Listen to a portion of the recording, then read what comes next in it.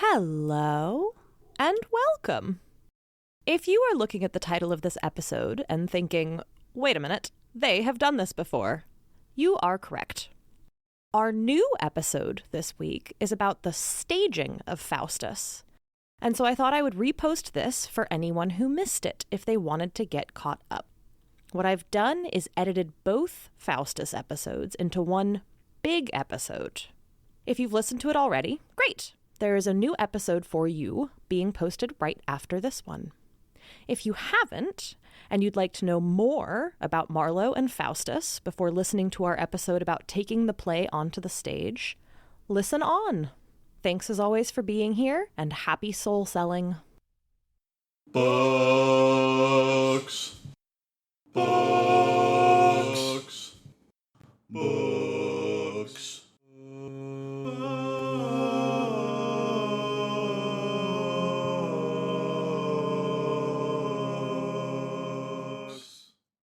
Hello and welcome to Didn't Read It, the podcast where we sold our soul for books, but forgot to ask the devil for bookshelves. I am your host, Grace Todd, writer, editor, and possessor of a now devalued soul. Today, I am joined by friend of the pod, Lee Rossi. Hi, Lee. Hi, Grace. Would you like to introduce yourself? Yeah, my name is Lee Rossi. I am your friend. I was an English major a long time ago. Are you lapsed? That's about it. Yeah, I'm a lapsed English major. Can you be a lapsed English major? Yes, because I am. I don't remember almost anything that I read. I still remember how to read. That's about it. Now, as a lapsed English major, do you get like passive-aggressive emails the way that you do when you're a lapsed Catholic? That's like... Should I be getting emails for that too? Because I'm also that. I'm thinking, well, I don't know. I'm thinking maybe I have a really good spam filter. I don't know. I don't know if your parents are like super chill about you being lapsed or if they occasionally like nudge. We don't. We just don't talk about it. That's in true Catholic fashion. Yeah, that sounds right. All right. Well, fittingly, we are here today to discuss another lapsed person in fiction. Is this all about me? Is this your roundabout way of intervening? I actually wrote a novel about you, and we are here to synopsize it for a podcast. Just the door opens and all my friends and family walk. I knew this was about me. Didn't read it. The podcast that's actually an intervention. I think they already made that reality show. Yeah. It wasn't quite as literary. No. Not yet. Give it time. Yeah. Booktervention. Next podcast idea. Coming on Discovery this fall. I feel like they could totally do a show, but it would be like cis straight men upset that their wives read too many romance novels. Who is watching that? Someone would. Yeah, sure. Do it. Content, baby. In extreme youth pastor voice. You know who else was concerned about content? Dr. Faustus. Oh, the tie-in. So, we are here to discuss Dr. Faustus. Dr. Disgustus. What? Nothing. I thought it rhymed. I told you I'm a lapsed English major. The play by Christopher Marlowe. It's definitely considered his... most famous one. Definitely his most famous work. Yeah. Probably considered his best by most people. By the kind of people who think about it.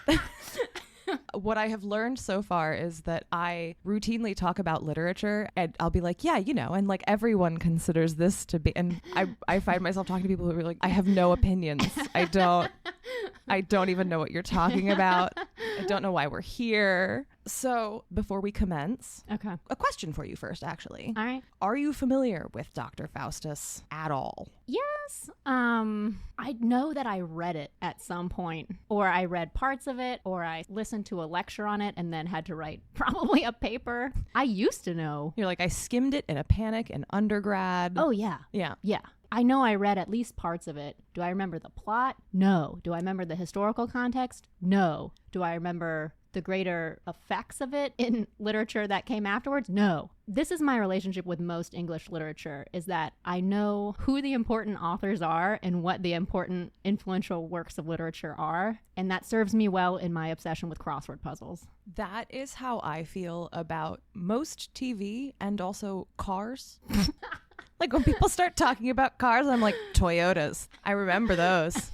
I have also heard of Ford. I am participating. I know that Subarus are good Feel the love. and lesbians like them because of an advertising campaign in the 90s. It was because of an advertising campaign? I thought it was because of their reliability. No, Subaru was like the first car company to be like, hey, you know who no one's advertising at? The queers. I did not know this. Yeah. I thought we just loved a hatchback. No.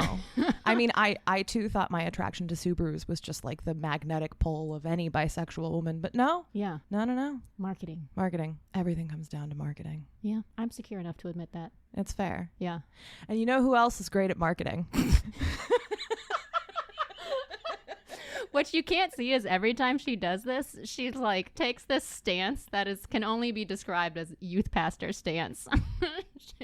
she like turns her whole body towards me and props her hand up on her knee.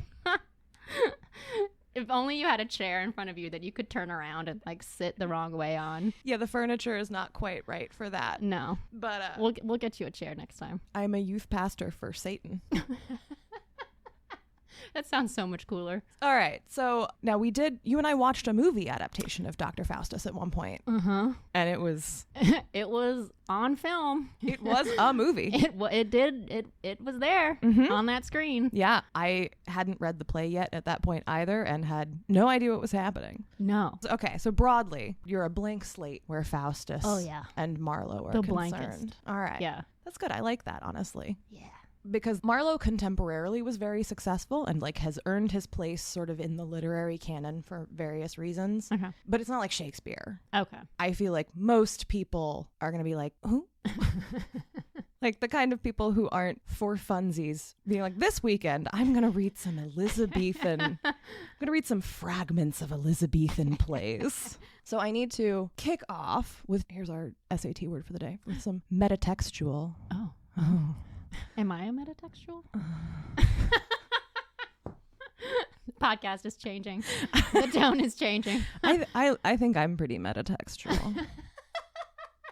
I wonder how long it would take. Mm-hmm. Like if you were talking to a bro at a bar and you were like, yeah, you know, like I'm metatextual. How long would it take for him to question that? Uh-huh. We can find out tonight. You'd be like, is that some kind of polyamory I haven't heard of? Or... So there are a couple of important things. There are two extant versions of this play because the Elizabethans were not super great at archival work. Oh. And plays were popular culture Yeah. and weren't printed. Were plays kind of lowbrow at the time almost? Yeah, they were, I would say, so there were lowbrow plays, there were middlebrow plays. So like the Queen would sometimes have plays performed at court, but also the theater broadly was considered like sinful and dirty and licentious. Yeah. And Yeah. to make a modern parallel, I would say that Christopher Marlowe's work was like prestige television. Oh, okay. And contemporarily was known for pushing the envelope and being transgressive. So like we're talking like Breaking Bad, maybe. The kind of thing like everyone has seen it. Everyone is talking about it. You're getting some think pieces about how it's destroying the culture. What does it mean? Yeah, exactly. So yeah, we'll call it Breaking Bad. Okay. Roughly. But by the nature of it, just because of the way that theater worked, plays weren't published in like book version often until long, long after they'd been originally written. And, you know, really only if they stood the test of time. The original manuscript as he would have written it would have been physically handed to the theater company that performed it and then would have been copied, and copies would have been made of the copies and copied by hand. Yeah. And it would have been distributed that way. Yeah. There is no version of the play anywhere in existence that is 100%. This is what Christopher Marlowe wrote from beginning to end. It is 100% accurate. We know he wrote it. We know only he wrote it, and nothing has been changed. That's not real. That is really interesting. Yeah. And so we have two major versions. We have the A text and the B text. Very creatively named. Shade. One is from 1604 and one is from 1616. Had to double check. Oh, that's there. quite a gap. It's quite a gap.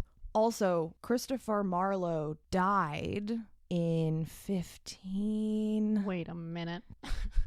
1593. Wait a minute. The math.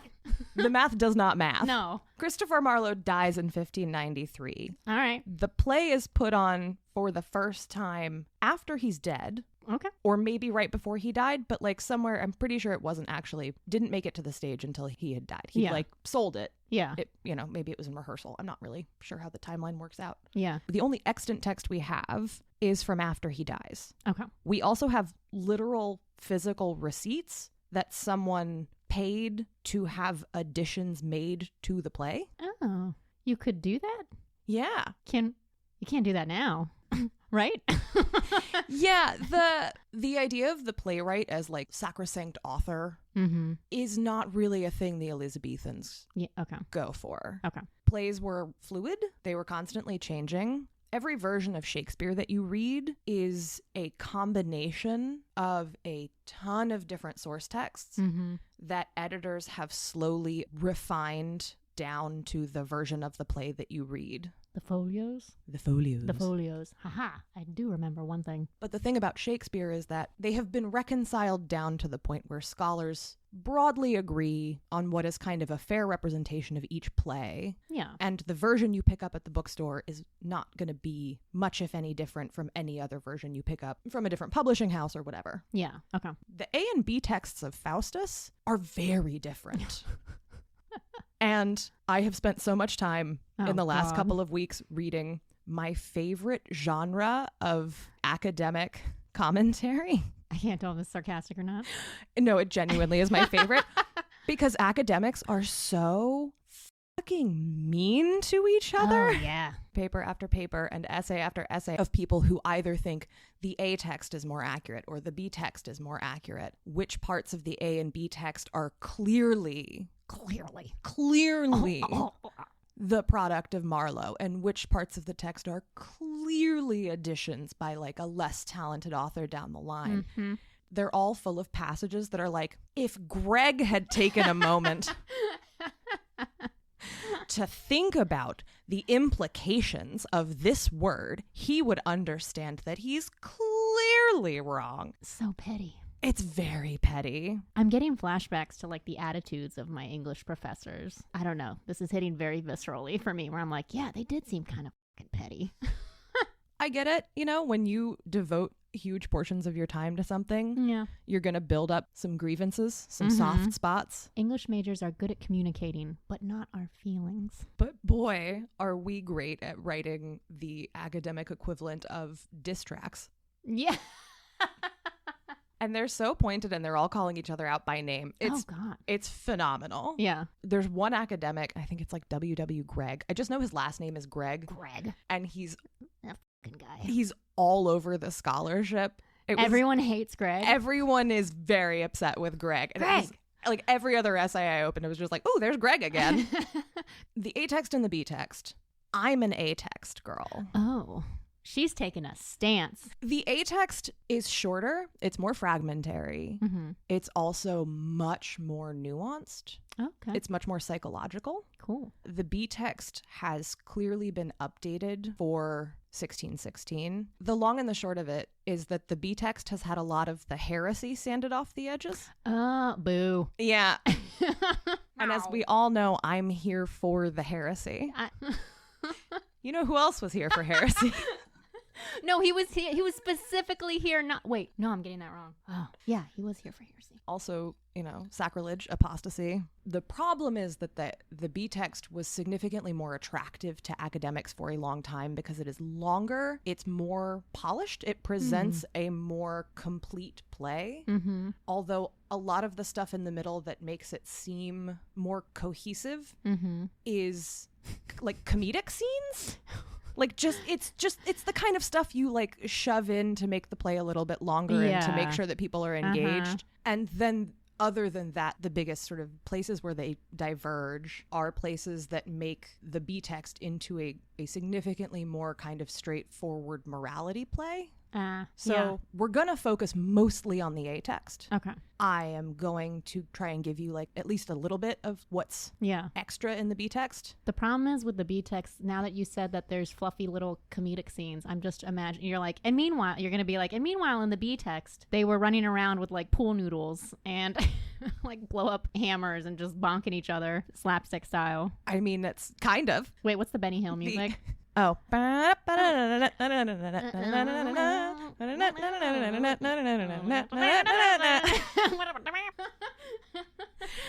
mean, almost. It's like everything but. Okay. B stands for Benny Hill. B stands for Benny. It's the Benny Hill text. Okay. Man, our scholarship is just going to blow the... Greg out of the water. Yeah. Greg. Sorry to Greg if you hear this. Yeah. I've never met you. I think he might be dead. Rest in peace, Greg. R.I.P. Greg. Greg is dead and we killed him. Oh, God. I think I read a few academics who would like to. The only other note I'm going to make really quick is that I am working from the Norton Critical Edition of Dr. Faustus. Ah, yes. Edited by David Scott Caston.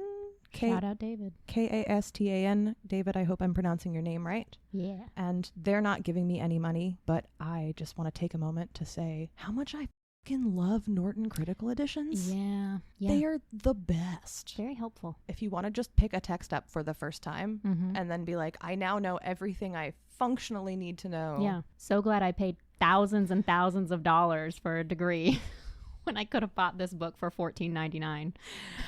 Norton Critical Editions, I love you. And then the only other book I need to call out is I am relying on Constance Brown Kuriyama's 2002 biography of Marlowe called Christopher Marlowe, A Renaissance Life. Shout out Constance. I chose Constance because she is the most determinedly stick in the mud of all of his biographers.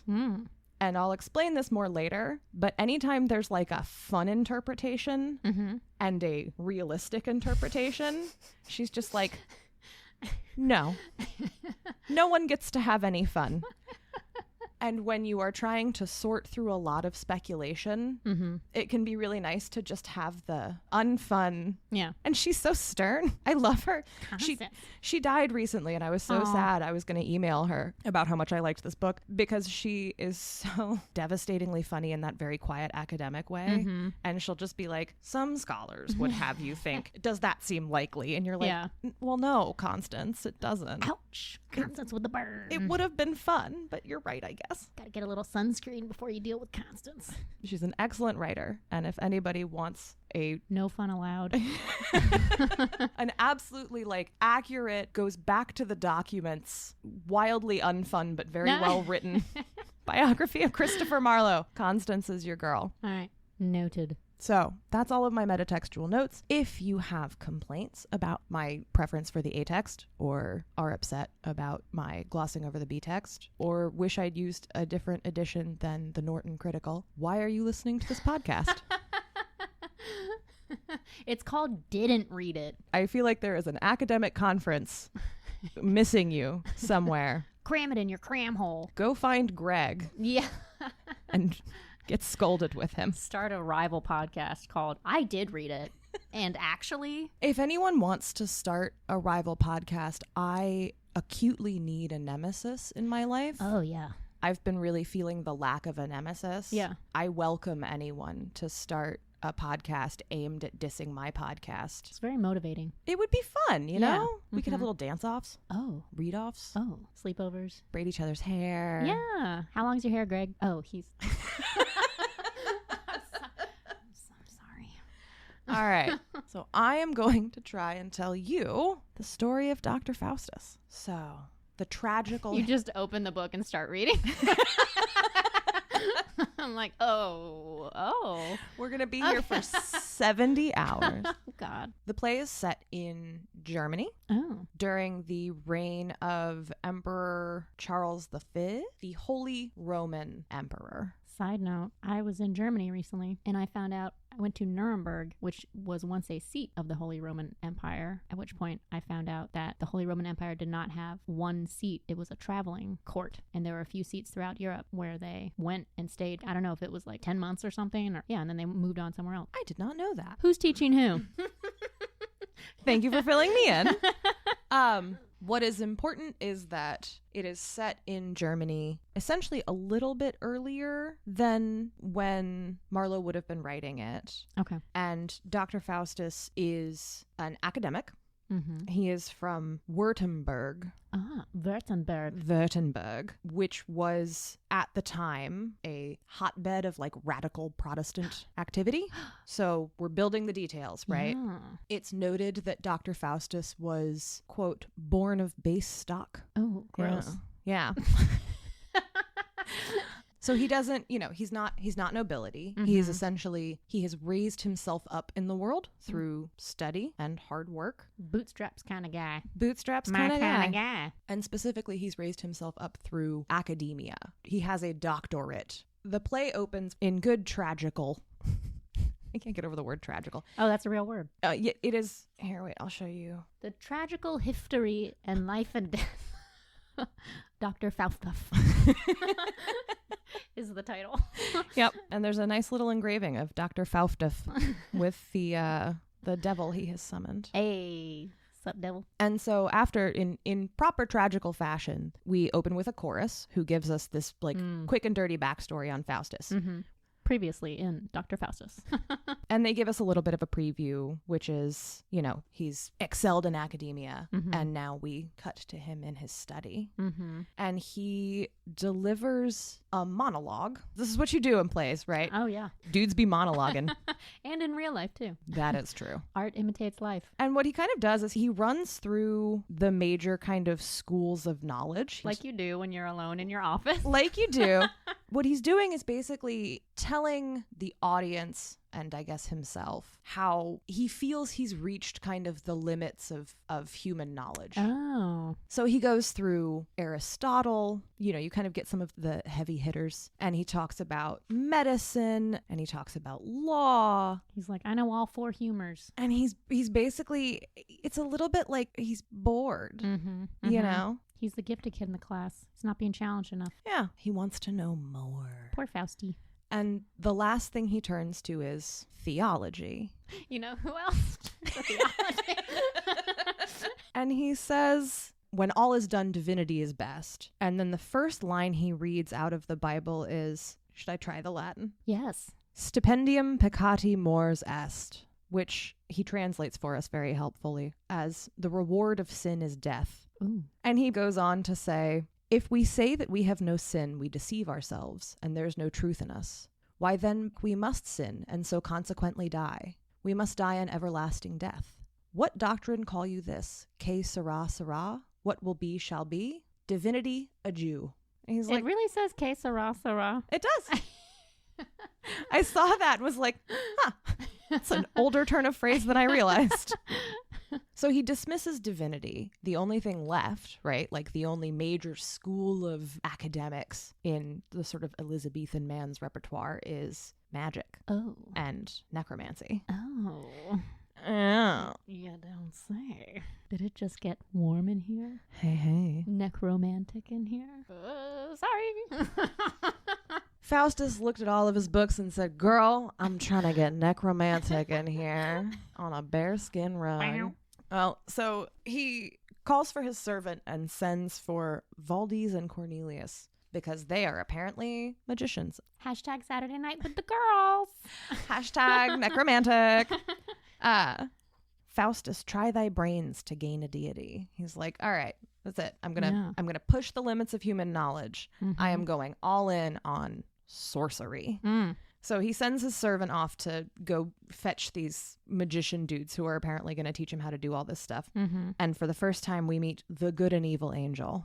Oh, one angel who was both good and evil? Two angels. Two angels. The good angel and the evil angel, Okay. who just appear every so often to lecture him. Annoying. Yeah, very. And it's pretty predictable. The good angel's like, Faustus, you're going to lose your soul. And the bad angel's like, do it. Is this the first appearance of like, you got the angel on your shoulder and the devil on your shoulder, that kind of thing? Kind of. Okay. So Marlowe is drawing on what would have at the time been a outdated concept used in like morality plays where you had good and evil angels. But as far as I know, he was the first one to use them in this way where they are dialoguing with the person that they are convincing. Okay. So yeah, I think the way he uses them is much closer to Looney Tunes. Yeah, and probably the inspiration for it. Just immediately my mind was just like Bugs Bunny. It's Bugs Bunny. I think of Kronk. I love Kronk. The good and evil angel come in, they scold him, he ignores them. It's funny, the good and evil angels will come in, they'll say something, and he'll repeat it to himself. It's kind of unclear in, I think, a cool way, whether he hears them and whether they are like literal angels. Yeah. Or if they are personifying his conflicting thoughts. That leaves a lot of cool interpretation up to like the director of the play if you're going to stage it. Yeah. And unfortunately, the only version of the play that I tracked down, they massively overdid the good and evil angels. They were like sword fighting and stuff. And I was like, this is... All right. So the good and evil angels leave. He monologues for a while about all the cool stuff he's going to do once he has magic. What's important is that the first thing he says is that he shall make the spirits resolve him of all ambiguities. Interesting. They're going to answer all of his questions. Oh, okay. And then he immediately goes into kind of a pretty standard, like, I'm going to have them get me gold, and I'm going to kick like a prince out of a kingdom, like just fantasies, classic power and money. But he always starts with knowledge. I'm realizing I made a reaction face and no reaction noise. And this is a podcast. My face was... So yeah, he always kicks off with knowledge and then kind of goes into the money and the power. He says he's going to have them read him strange philosophy and tell him all the secrets of foreign kings. And then he goes on some weird little power trips about how he's going to like move rivers and wall all Germany with brass and give fill the public schools with silk, wherewith the students shall be bravely clad. Whatever you're into, bro. Yeah, he's going to raise armies. The unchecked fantasies of a man who is an upstart, right? Oh. You know what I mean? Like the pursuit of knowledge drove him into contemplating all of this magic stuff. Yeah. But he can't resist the money and power stuff too, right? What would Steve Jobs do with all the power? Oh. I was like, I don't know. Ew. Stop. So Cornelius and Valdez show up. They tell him that they're going to teach him how to do magic, necromancy, summoning demons, that kind of thing. Yeah. They all talk to each other for a while about all the money and power. It's going to be great. Etc. There's an intermediary, very brief comedic scene with his servant Wagner. I think Wagner. I don't speak German. Yeah, I don't know. We're going to skip a lot of the comedic scenes. But the goofiness. But the sillies. In true Elizabethan fashion, most of the comedic scenes rely on wordplay that just does not carry forward into the 21st century. Okay. Yeah, I can see that. Yeah. Like, they have a back and forth that they're like, where's thy master? And he's like, God in heaven knows. And he's like, what, don't you know? And he's like, yeah, I know, but that follows not. And I just... The audiences at the time would have been spitting out their warm beer. Roaring with laughter. Yeah. The comedic bits get better later. Long and short of it is, Faustus summons the devil. Dun, dun, dun. Or more specifically, a demon. Okay. Named Mephistopheles. I have heard that name. It's all coming back. One thing is coming back. Good old Mephistopheles. Mephistopheles. Great name. It's a fantastic name. Did Marlowe make up that name or was it a I think it is an existing biblical name. Okay. So he summons Mephistopheles and... Get in here, you silly guy. Get on in here. Get on in here, buddy. Join the party. Mephistopheles comes in dressed as a devil and Faustus tells him to go away and come back dressed as a Franciscan friar. Okay. Because he says the holy shape becomes a devil best. Oh, that seems... Zing. Yeah. They have a bit of a dialogue and Faustus is clearly very arrogant about everything that's happening. Mm-hmm. And... Because he's like, I just summoned a fucking devil. Well, right. So the first thing he says is, I got you to come here. Mm-hmm. And Mephistopheles is like, no. He's like, no, that wasn't you doing magic. It was just because you were blaspheming willy-nilly, and anytime someone starts blaspheming in such a serious fashion, we show up to see if we can take their soul. Ooh. Sick burn. Yeah. You thought you did something there. But Faustus doesn't seem to believe him. He's a very arrogant character. They have a bit of a dialogue, and Faustus is like, look, go back to your boss. Go back to Lucifer. Tell him he can have my soul if I can, for 24 years, have magic powers and you as my servant, and, you know, all the 24 years, just... Yeah, I don't 100% know what the significance of 24 years is. I mean, I guess he's already supposed to be a grown... I guess, I mean, everybody wants to retire at some point, you know. You don't want to work forever. Well, after the 24 years, he goes literally to hell. So that's what happens when you sell your soul. Yeah. Yeah. Forgot about that part. Yeah. Tiny detail. Just a small... Just a little thing to remember. 24 years. Dream bigger, buddy. It does not seem like enough. No. I mean, I guess if you're The dealing... life expectancy wasn't that long back then. That's what I was going to say. If you're dealing with an Elizabethan lifespan, the guarantee of not dying for a span of 24 years would actually be pretty good. Yeah. What with the plague. Yeah. Ooh. Ouchie. The constant plagues. And so they have a little bit of... They chit chat. Well, before they strike the deal, they have this really strange dialogue where Faustus is quizzing Mephistopheles on the nature of hell. Oh, you're from hell? Oh, you like hell? Name 5 things in hell. So it's clearly meant to kind of underline, it's meant to provide some like bitter irony to everything that's happening in like Faustus's arrogance, because he basically says that hell isn't real. He's like, I'm not afraid of damnation because I don't think hell is real. I don't think that souls persist after death. I think it's all essentially a old wives' tale. You know, if that's the gamble you want to take, bro. Faustus says, was not that Lucifer an angel once? It says, yes, Faustus, and most dearly loved of God. And what are you that live with Lucifer?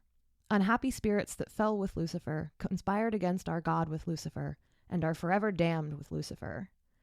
And Faustus says, where are you damned? And Mephistopheles replies, in hell.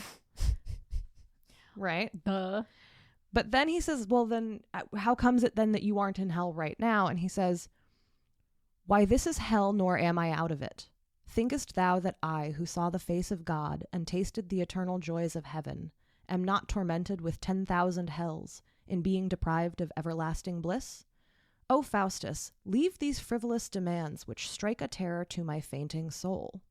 And this is the demon that's been sent to get his soul. Yeah.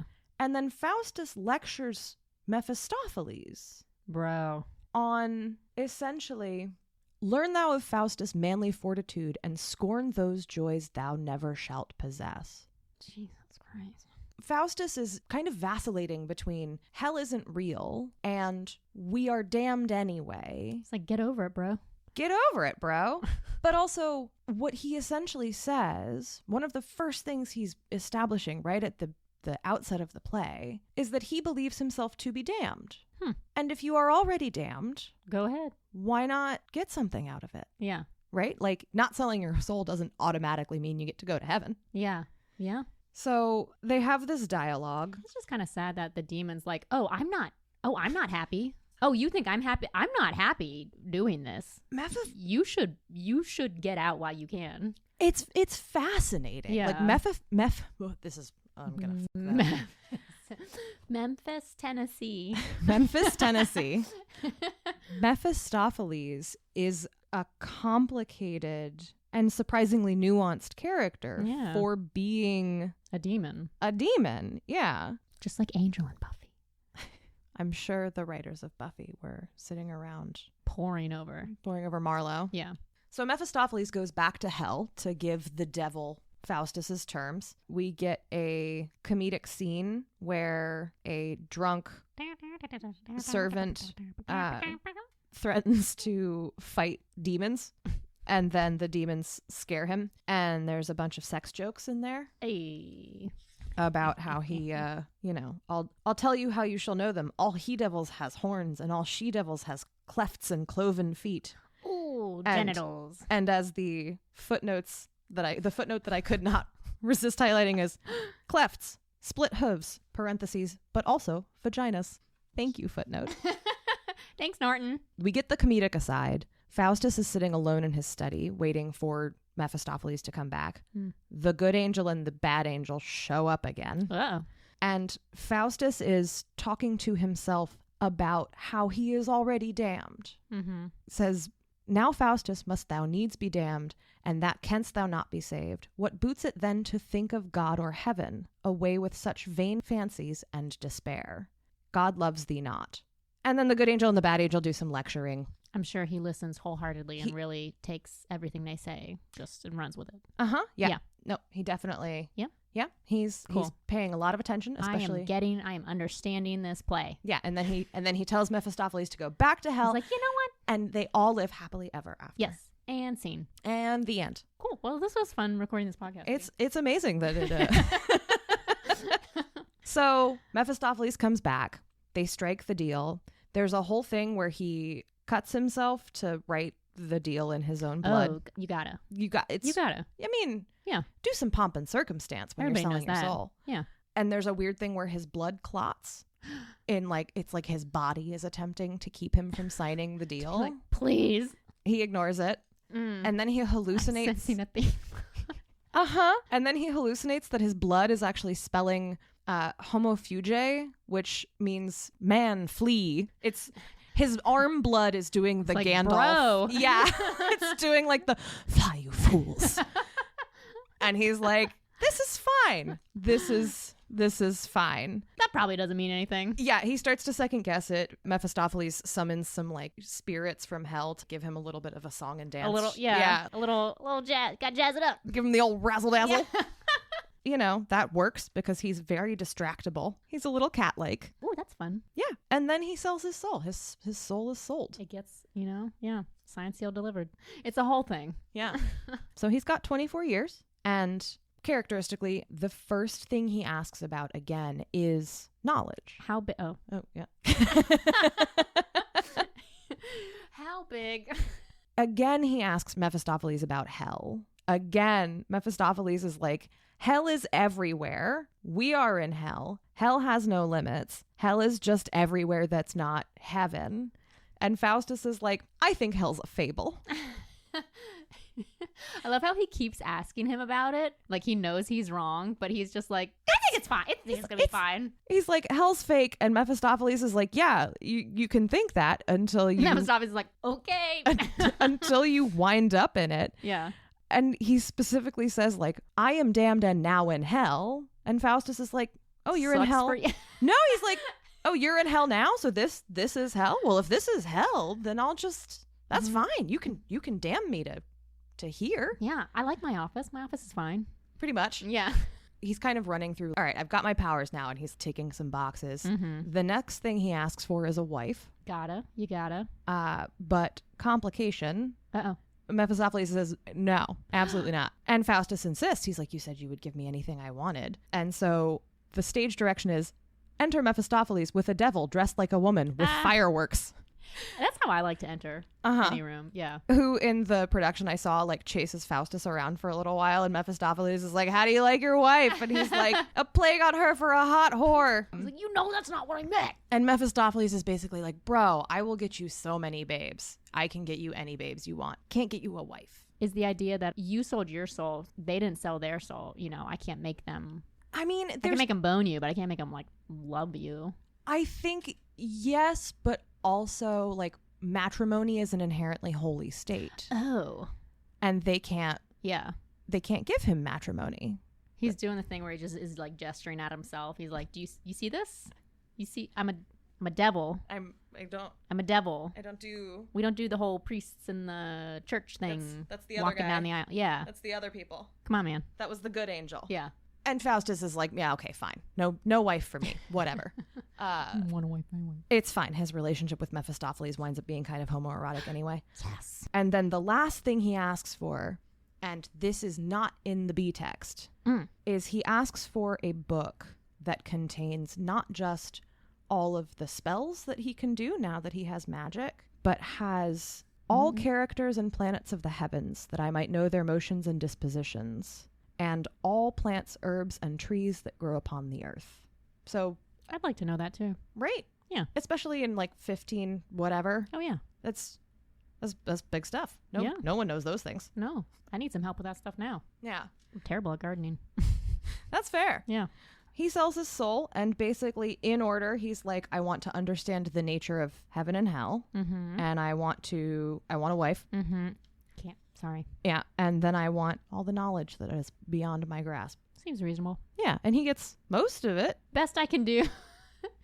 Best I can do is eternal damnation. And then there's another comedic scene where one of the servants gets a hold of one of Faustus's books and is attempting to cast spells. You little dum-dum. It's much dirtier than in the B text. Ah. Like, a lot of this has been sanded out of the B text, and he's talking about, I'm going to make all the girls in town dance naked before me, and I'm going to, like, have sex with my boss's wife. I'm going to, like, cuckold my boss, and I'm going to have sex with the kitchen maid. Isn't his boss Dr. Faustus?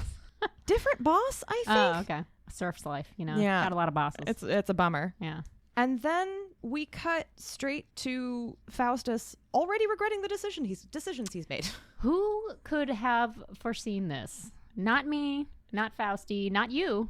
Mm-mm. No one could have done it. No. And so we kind of began a series of tail-chasing monologues that continue for the rest of the play, where he's like, this was a bad idea.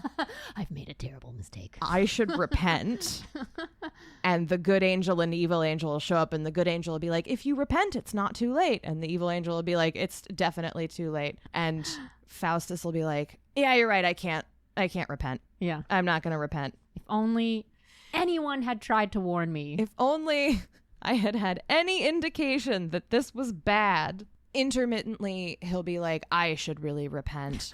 And there's like an old man who shows up a couple of times to be like, Faustus, repent. The old man. How's he know? He's just an old man. He's Just an old guy. He's at the He's college. like, I saw it all. Yeah, he's at the college, and he's trying to save Faustus's soul.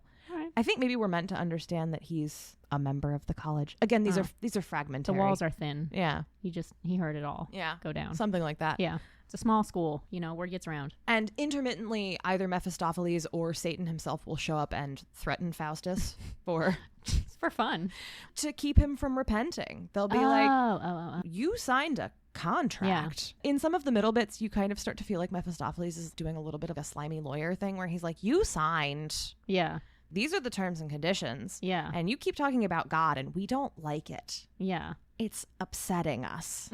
And we'd like you to stop. I wonder if repenting really would do anything. Well, that's one of the major central questions of the play. Oh, really? Yeah. And we're going to get there. We're going to talk a little bit later about like the Reformation and Calvinism versus Catholicism. Oh. Yeah. Okie dokie. The rest of the play, I don't want to get too nitty gritty because it's Elizabethan and these scenes are simultaneously very short and also weirdly tedious in a lot of ways. I want to be clear. I love this play. I love reading this play. Mm-hmm. It's very fun to watch it performed. Okay. Have you seen it live? I have not seen it live, but I found a recording of right. You said that, yeah. the production they did at the Globe. Oh, that would be cool. Several years ago, and it was really good, except for the Good and Evil Angels, which they just massively overdid. Take notes, Globe. I don't know what they were thinking.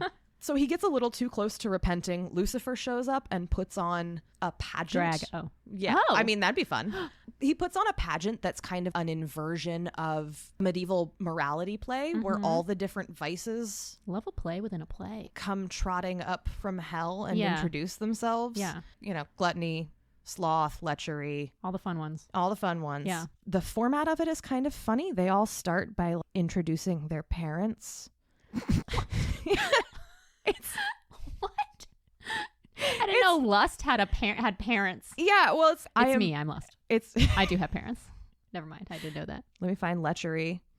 Here's my dad, Steve. Oh, lechery doesn't actually introduce themselves as having parents. Gluttony's parents are all dead. All of them. Envy was begotten of a chimney sweeper and an oyster wife. You know, like you do. You to say that. All right. Envy says, I cannot read and therefore wish all books were burned, which I highlighted because that is relevant. Oh, it's a little too close to home. It's actually, I'm gonna really quick read you Envy's little. That's another great t-shirt idea, just so you know. I am envy, begotten of a chimney sweeper and an oyster wife. I cannot read and therefore wish all books were burned. I am lean with seeing others eat. Oh, that there would come a famine through all the world, that all might die and I live alone. He sounds pretty envious. Yeah.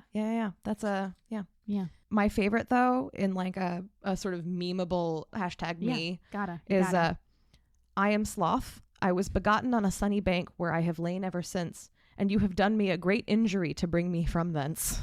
Yeah. Fucking mood. I'll not speak another word for king's ransom. And that's it. I didn't ask to be born. I'm sloth. Leave me alone. I was fucking chilling on a riverbank, bro. It was so sunny. So that does a decent enough job distracting Faustus, long enough for him and Mephistopheles to apparently A, bond a little bit, and love it. B, go adventuring. Oh, isn't that nice? I mean, if you're going to go to hell, at least you get to hang out with Mephistopheles, you know? He flies Faustus all over the world. So Daddy. he gets to see. It does kind of have daddy vibes. What? So they fly all over the world. In the A text, it's kind of abbreviated. In the B text, they spend more time on it. Yeah. They flew around on a dragon. Mephistopheles. Dragon daddy. Traveling in style. And then they go to bully the Pope together. Perfect first date idea. Fly around on a dragon and go bully the Pope. In the best comedic scene that has the most to do with the actual plot. They go to Rome. Mephistopheles makes them both invisible. Mm-hmm. They go into a room where the Pope and a bunch of cardinals are having like dinner and stuff. And they just start like throwing things and hitting them with stuff and just scaring the shit out of them. How was this play allowed? Well, because this is Elizabeth I. I have a very hard time with history, so you got to dumb it down. At this point in England, Catholics may as well be Satanists. Okay, so it's like, yeah, make fun of the Catholics. Uh-huh. Okay. And Faustus is a good Protestant. Yeah. Who sold his soul to the devil, but is still a good Protestant. It's fine. I'm doing that because I'm unclear of what the conclusion of this is, because bullying the Pope is good. Always. But selling your soul is bad. What's the problem? But bullying the Pope is good? You seem confused. I personally am not confused. I understand all of it. I can't explain it to you. Oh, okay. Because you wouldn't get it. That's fair. Yeah. It's farcical. It's meant to be farcical. They're like moving stuff around. They're throwing things. They're hitting people on the head with stuff. They keep... You're fired. Okay. They're like literally snatching food and drink out of their hands. Yeah. And Classic. My favorite part is that at one point, one of the priests is like, it must be a spirit that can't rest. Come to beg a pardon of your holiness, the Pope. And they're like, fuck that spirit. Can I quote you on that, Mr. Pope? Yeah, they start cursing the spirit. Cursed be he that stole away his holiness's meat from the table.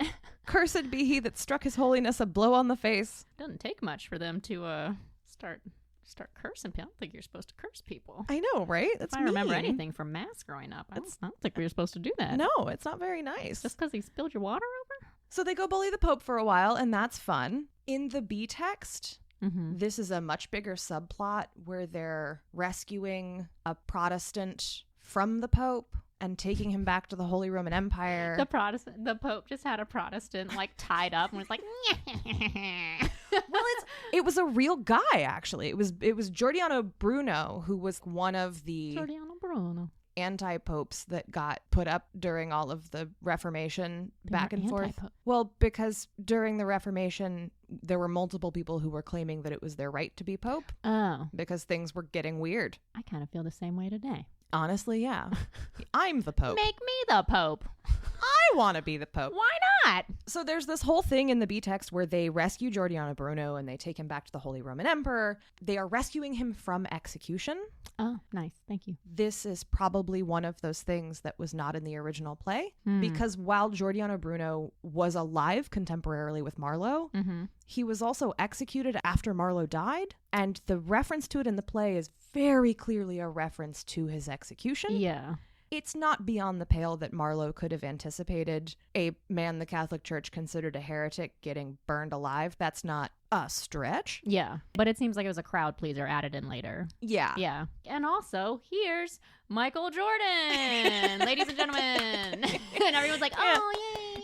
Yeah, it's very much like, and here's a political side plot to make the current king and queen feel good about themselves. Yeah. I much prefer it when they just go bully the Pope for funsies. Oh.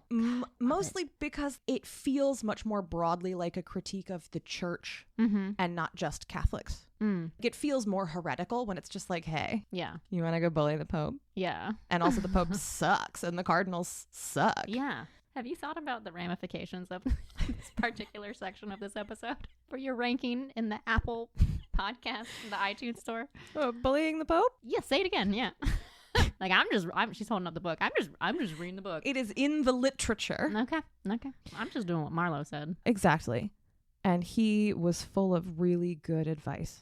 Clearly. Yeah. There's another comedic interlude where the two servants conjure Mephistopheles to like try and get away with stealing something, and he turns them into a dog and a monkey. Oh, they were kind of silly. asking for it. Yeah. So then he goes to see the Holy Roman Emperor, and this is where it starts to become very apparent that after doing all the work of selling his soul, he's basically doing glorified magic tricks. He's not doing any of the stuff he said he was going to do. A guy pisses him off, so he puts cuckold's horns on his head.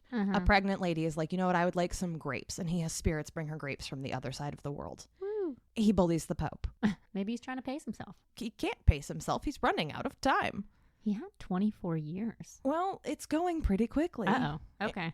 He promised himself all of these things when he was making the deal with the devil, and they all involved being very rich and very powerful, and he's still operating very much in the same power structures. Like he's got money. Yeah. He's become richer, but he's not doing anything. Yeah. He's dreaming small. He's dreaming small. Little leagues. Amateur hour over here. Well, it kind of, I think that like so many people, when he finally had power within his grasp, he realized that he could not rise to meet it. Aw. Yeah. Buddy.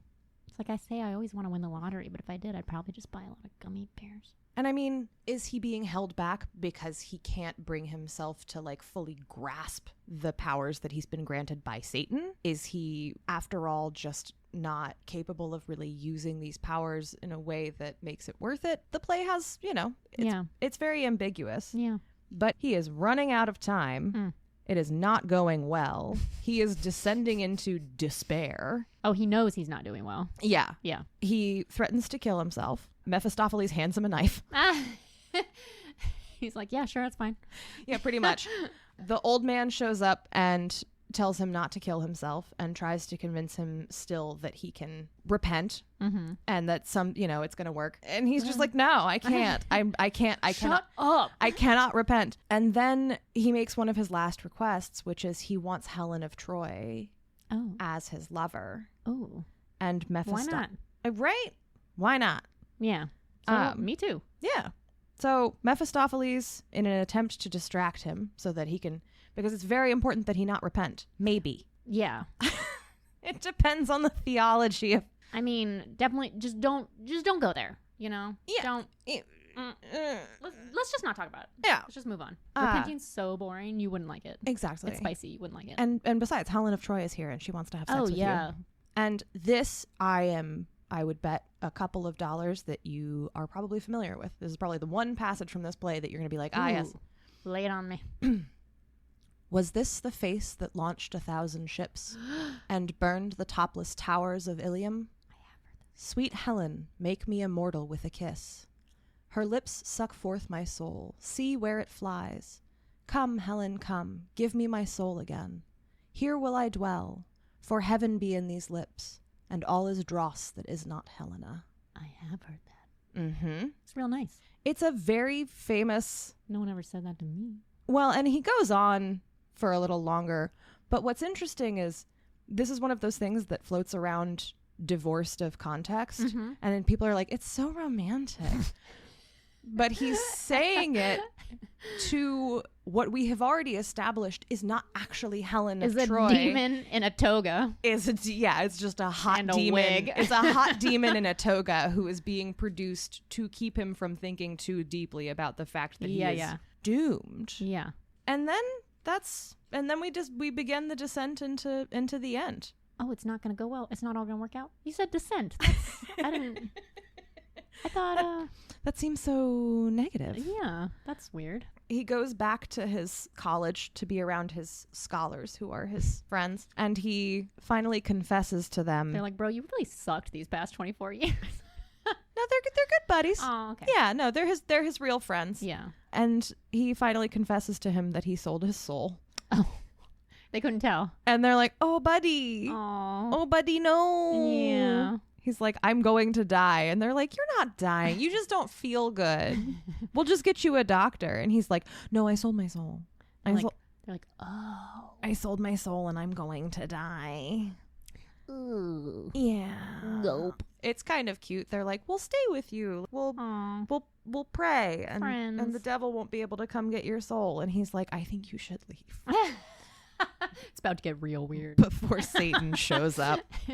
There's a really phenomenal monologue that closes the play where he is watching the clock. It's the last hour. The clock has struck 11. Oh. And it's a really beautifully rendered psychological drama of a man watching his last hour on Earth tick down. That sounds terrible. And trying to decide if there's anything I can do about it, right? He's still asking if it's too late. That's heavy. It is, and it's beautifully written. It's the final reckoning of his hope, his arrogance, his fear, his certainty that there is no afterlife. Yeah.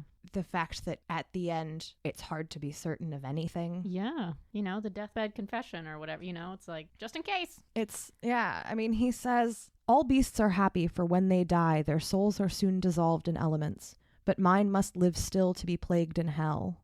O soul, to be changed into little water drops and fall into the ocean, never to be found. The way that it's supposed to be staged is the clock is beginning to strike. Oh, wow. And it's like intermittently interrupting his monologue. Yeah. And he's on the stage completely alone. Mm-hmm. And as his monologue closes, behind him, the devils come onto the stage. Yeah. And he says, my God, look not so fierce on me. Adders and serpents, let me breathe a while. Ugly hell, gape not. Come not, Lucifer. I'll burn my books. Ah, Mephistopheles. And then the devils take him off stage. That's it. The chorus comes on. They give you like a little bit of a moral. What could the moral be? It's pretty short, so here we'll close with this. Okay. Cut is the branch that might have grown full straight, and burned is Apollo's laurel bough, that sometimes grew within this learned man. Faustus is gone, regard his hellish fall, whose fiendful fortune may exhort the wise, only to wonder at unlawful things, whose deepness doth entice such forward wits, to practice more than heavenly power permits. That's an intense end. It is. Very powerful to see that on stage, I'm sure. In the B text, they ruin it completely. Oh.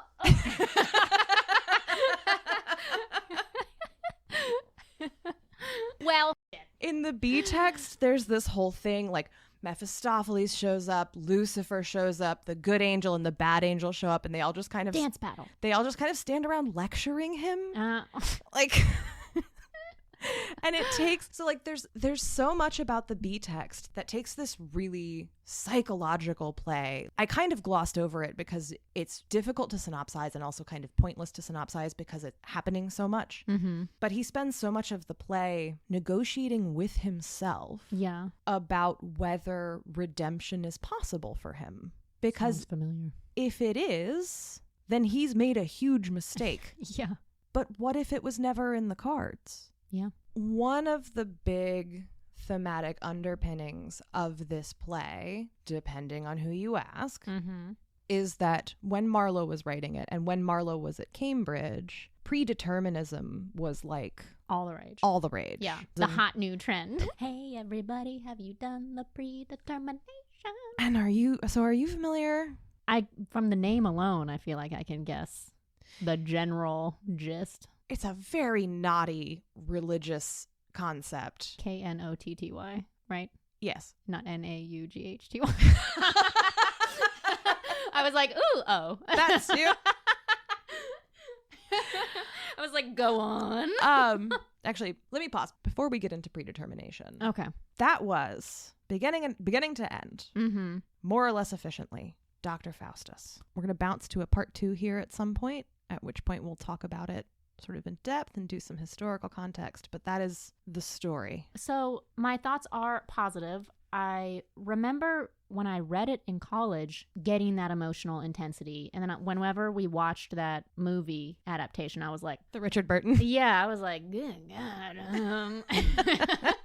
So it was nice to have that experience of reading it come back, because I remember getting like sucked into it. You know, it has those kind of universal themes that I think anyone can identify with, including now hundreds of years later. It is, and granted, I'm biased because I'm into this kind of thing, but like I find it surprisingly relevant. Oh, yeah. For what it is and when it was written. Yeah. I think it's like a basic thing that we all kind of deal with at some point in our lives, you know? Yeah. I'm selling my soul. Is it worth it? Capitalism. New and improved. You could just change the whole front scene to be like, enter Dr. Faustus, investment banker. Yeah. Enter Dr. Faustus, venture capitalist, angel investor. All right. Well, we are going to break off here, and then in part 2 of this episode. Oh, I never signed on for that. In part 2, we will be talking about some context, some history. We'll be talking about Christopher Marlowe a little bit, and also just kind of talking shit, exploring the text a little further. Love it. But for now, we're going to leave you with that. So, yay. Thanks for listening. I hope you liked it. thanks, babies. Bye. Bye.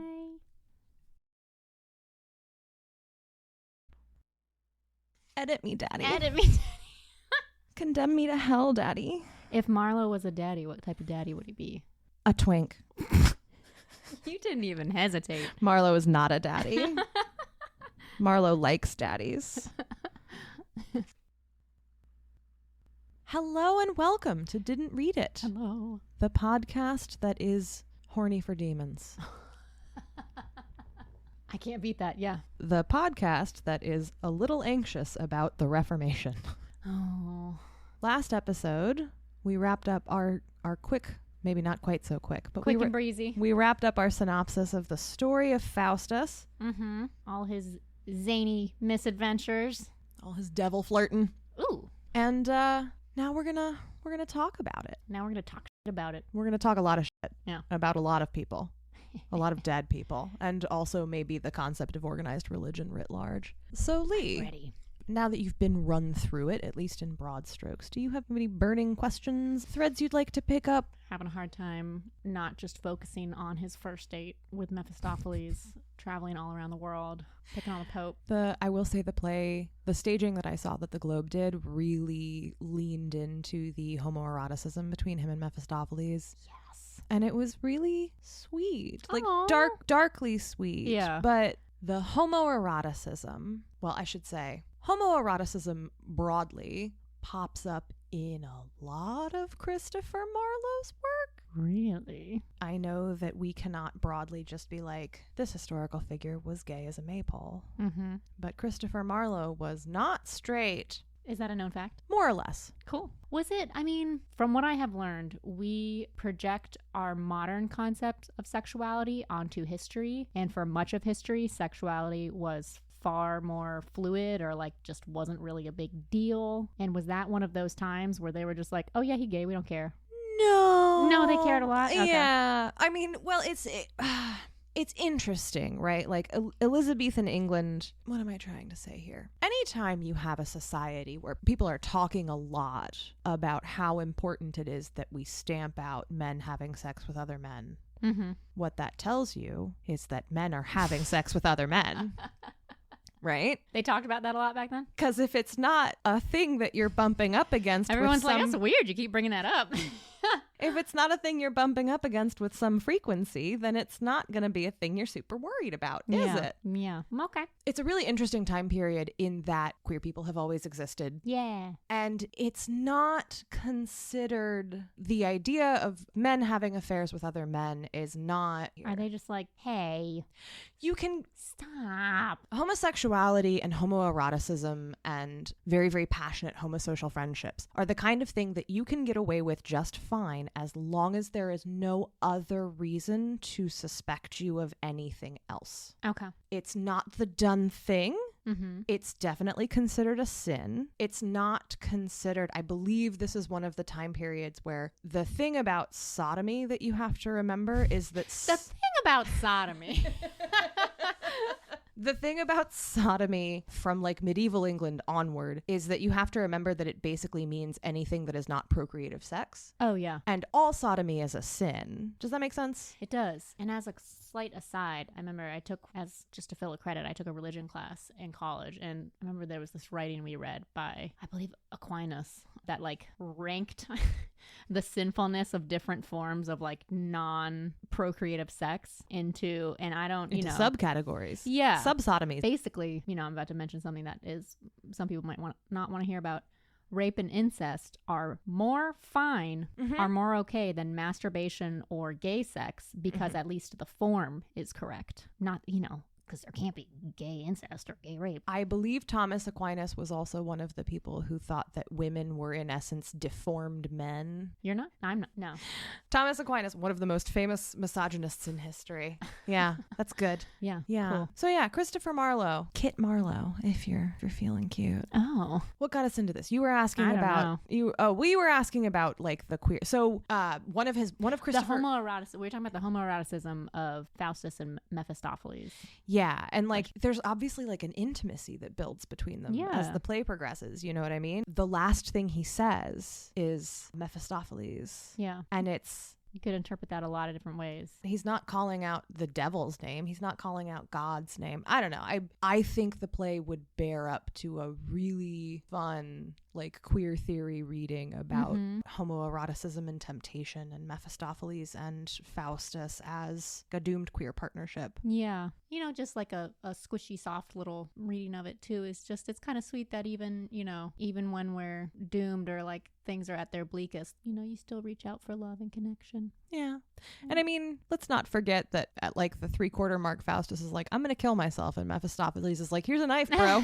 So like, Well, but does that count though? Because wouldn't he just be joining him in hell faster? I guess that's true. That's a Yeah. good point. Well, they're together either way, really. See, and this is one of the reasons that I dislike the B text so much, because there's a whole thing at the end of the B text where Mephistopheles is like, I lied to you, very emphatically, like I tricked you into selling your soul. And the villain monologuing at the end of the B text strips out a lot of the really rich nuance about Faustus's agency, the agency of any man in the face of sin and salvation. Yeah. It turns it into a significantly more straightforward morality play where an arrogant man is tricked by the devil. Yeah. It's just boring and oversimplified. The A text, you just don't know. Was he right all along? Was he damned to begin with? And this is what gets us into Calvinism and predetermination. Yeah. Historical context. Historical context. Historical context coming your way.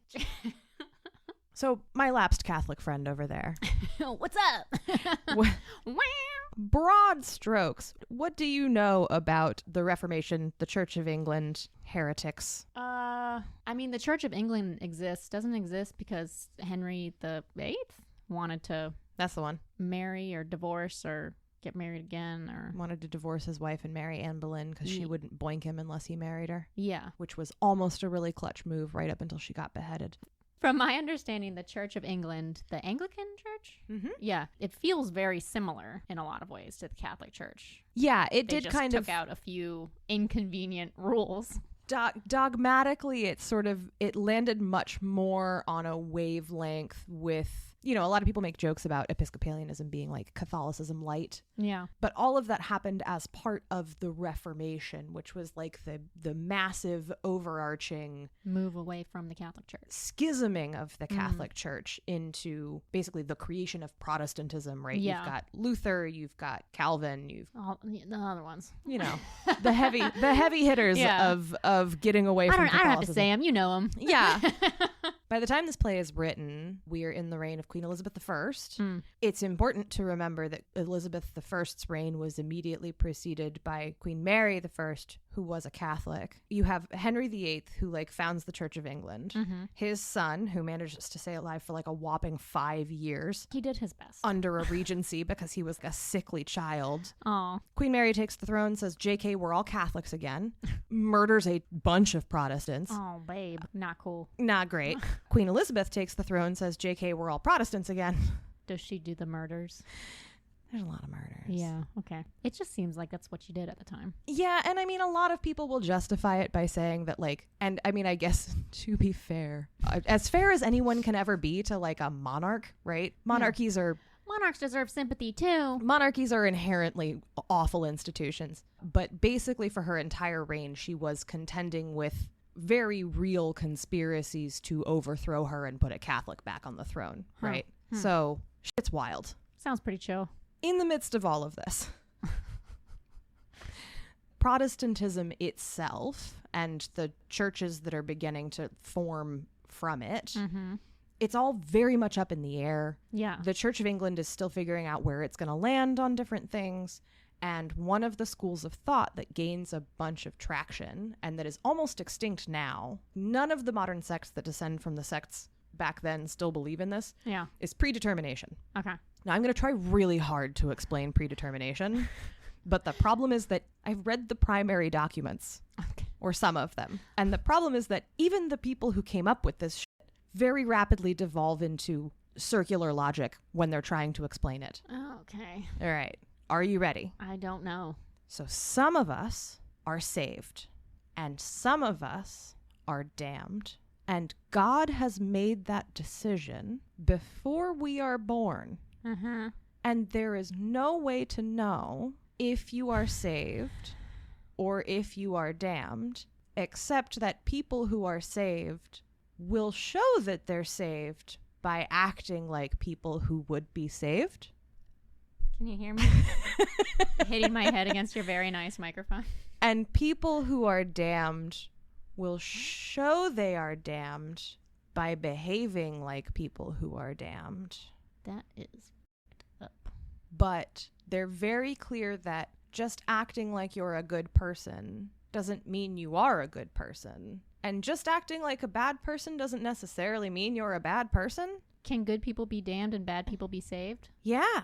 Yeah. There's no way to know. Including. And so here's the thing, right? Every religion that has like a concept of hell or some kind of eternal punishment, but especially Christianity, because they've got the whole baptism thing going on, eventually has to contend with the baby question. Go on.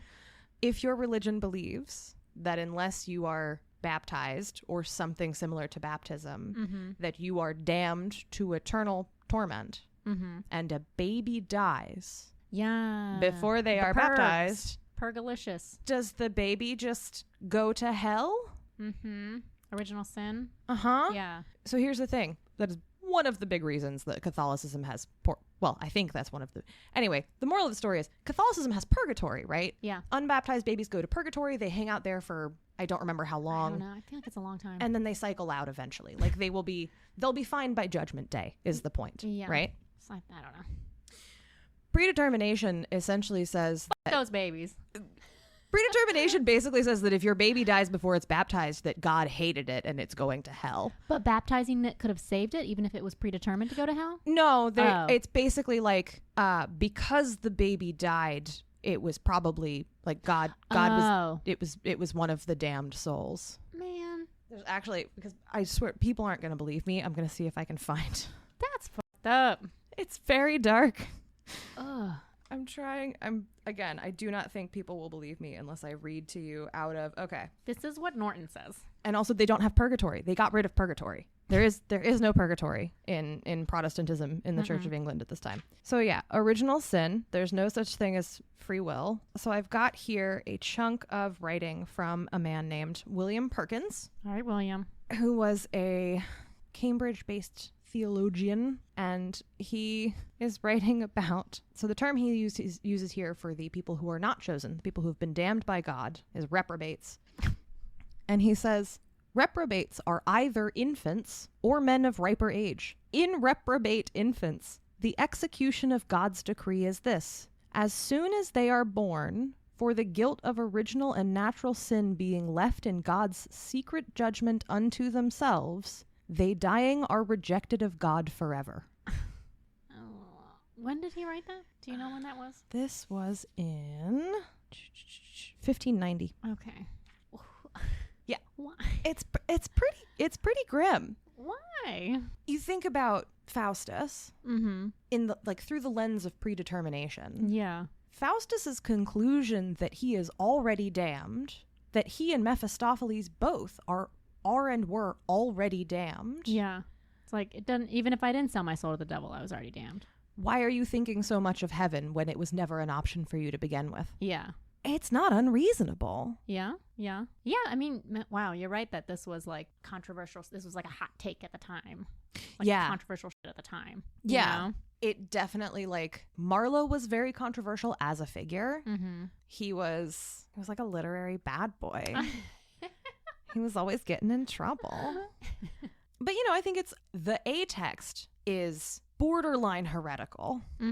Yeah. And you can get away with it because he suffers at the end. Yeah. And it's doing that thing that people in theocracies have been doing forever, which is you fill the body of the work itself with a bunch of really controversial questions that you never really answer. And then at the end, you're like, oh, yeah, and then he was punished. Blah, blah, blah, blah, blah. It's fine. Yeah. Like, off to hell. Bye. Yeah. The censorship powers that be are like, okay, I guess I'll let this one slide. Pretty much. Yeah. They're just like, it's fine. Yeah. And, you know, that presupposes that the censors were terribly bright, which, as we all know, lots of people aren't. Whoa.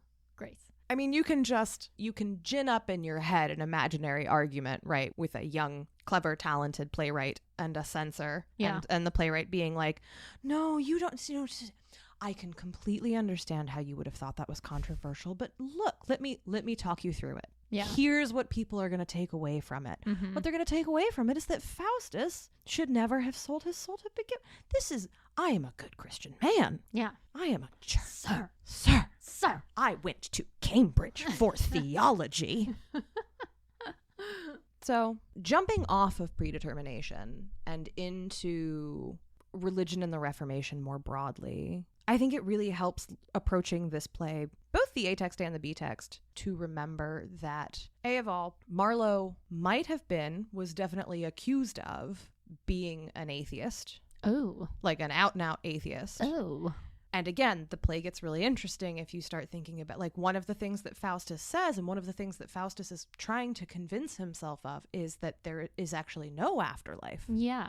That the soul just dies with the body. Yeah. I imagine it was probably very hard to be an atheist in Elizabethan England. Yeah. When you live in a theocratic society, I think, regardless of who you are, it is hard not to second guess what you think happens around death, right? No matter where you are, who you are in history, it's the biggest question none of us will ever answer. Yeah. And whether you think something happens, whether you think nothing happens, I think it is very difficult to carry any degree of certainty through life with you at all times. I think if you live in a theocratic society, that's probably much harder because you are just steeped constantly in other people's certainty. Yeah. But England at the time of this play, and Cambridge, where Marlowe went to school, and Canterbury, where Marlowe grew up, would have been deeply strange places from a religious perspective.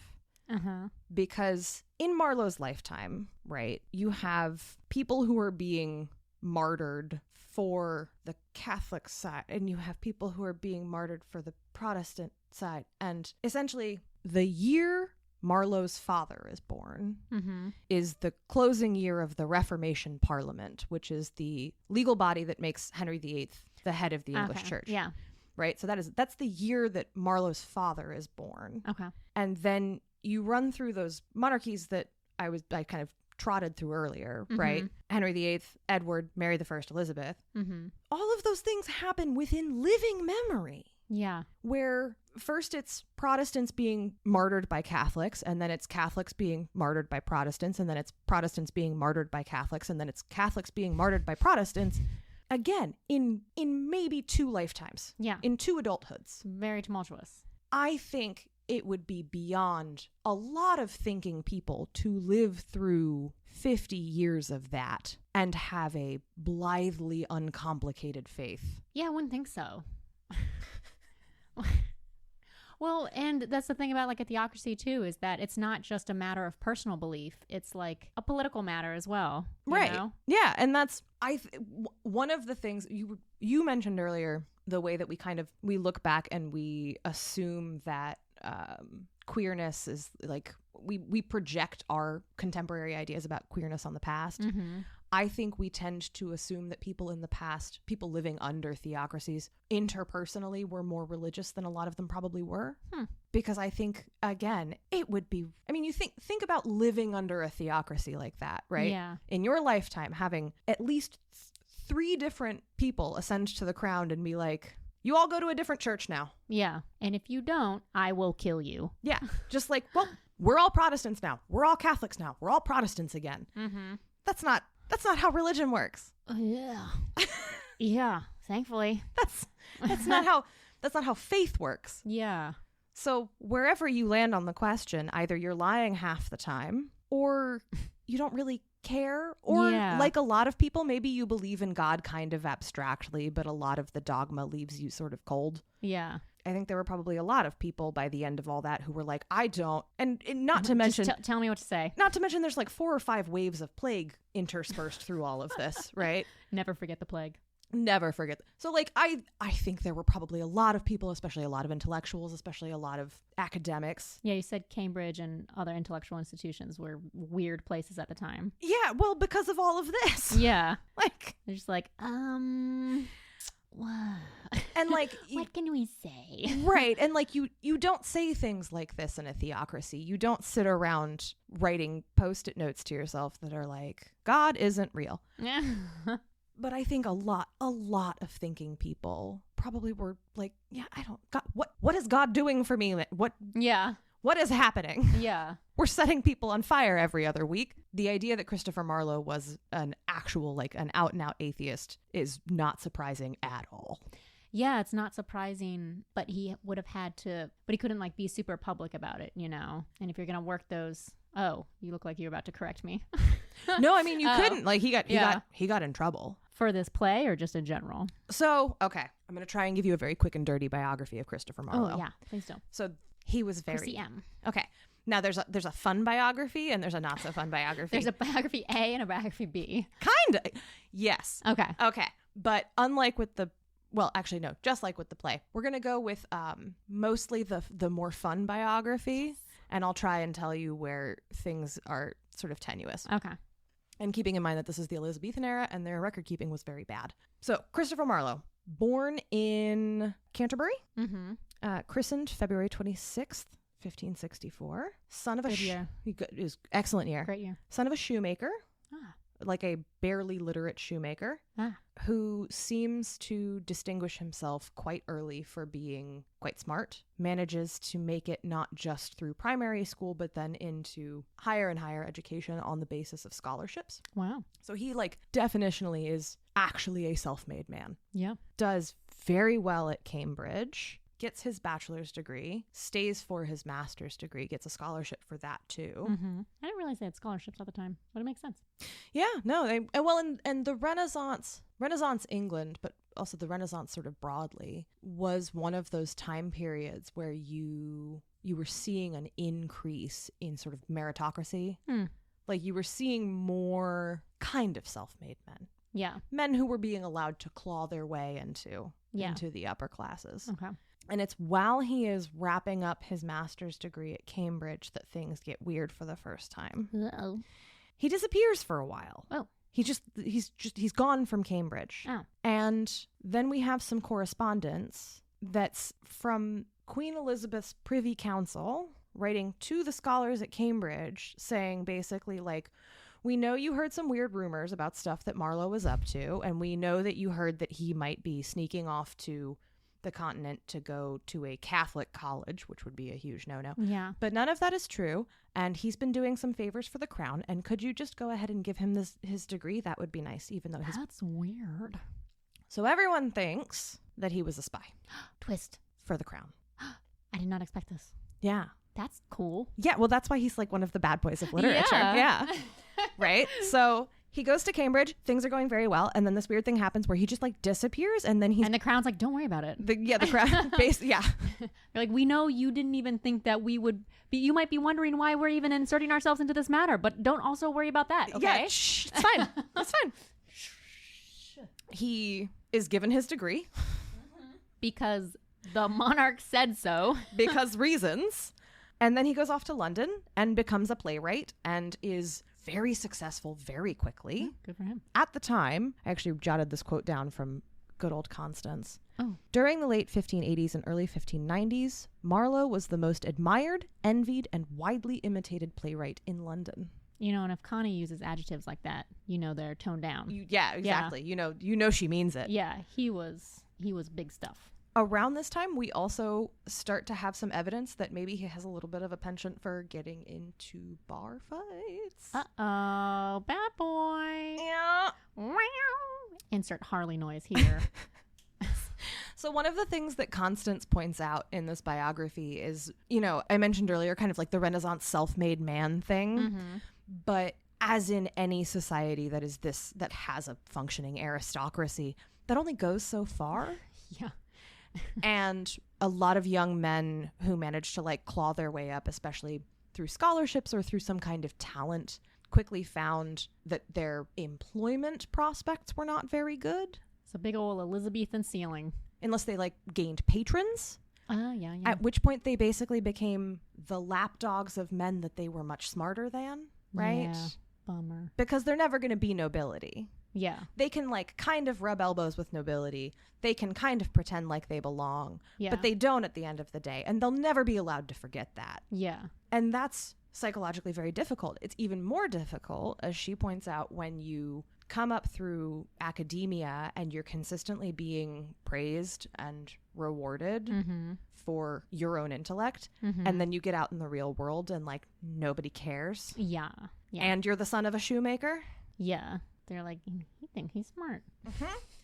So he seems to have a little bit of a temper. Things are going broadly very well, but there's a couple of little weird bits of legal trouble. And then he's arrested for counterfeiting Dutch currency Dutch. in the Netherlands.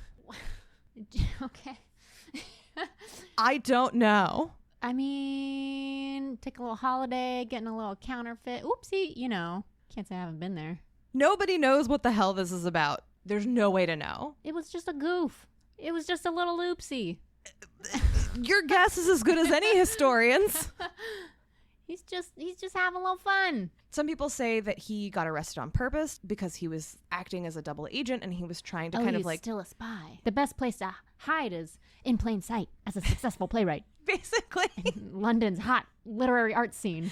Well, I mean, being a playwright is not going to pay that many bills, even when he is successful. You got to forge Dutch coins. Yeah. So like some people will say that he was trying to build street cred so that he could... because he was acting as like a double agent and he was trying to ingratiate himself with an underground Catholic. Oh, yeah. Like a ring of deep undercover Catholics who were trying to overthrow the queen. Where's this action movie? Honestly, right? What's that? But also like the Marlowe identity. There Marlowe you go. Ooh, supremacy. The The Marlowe ultimatum.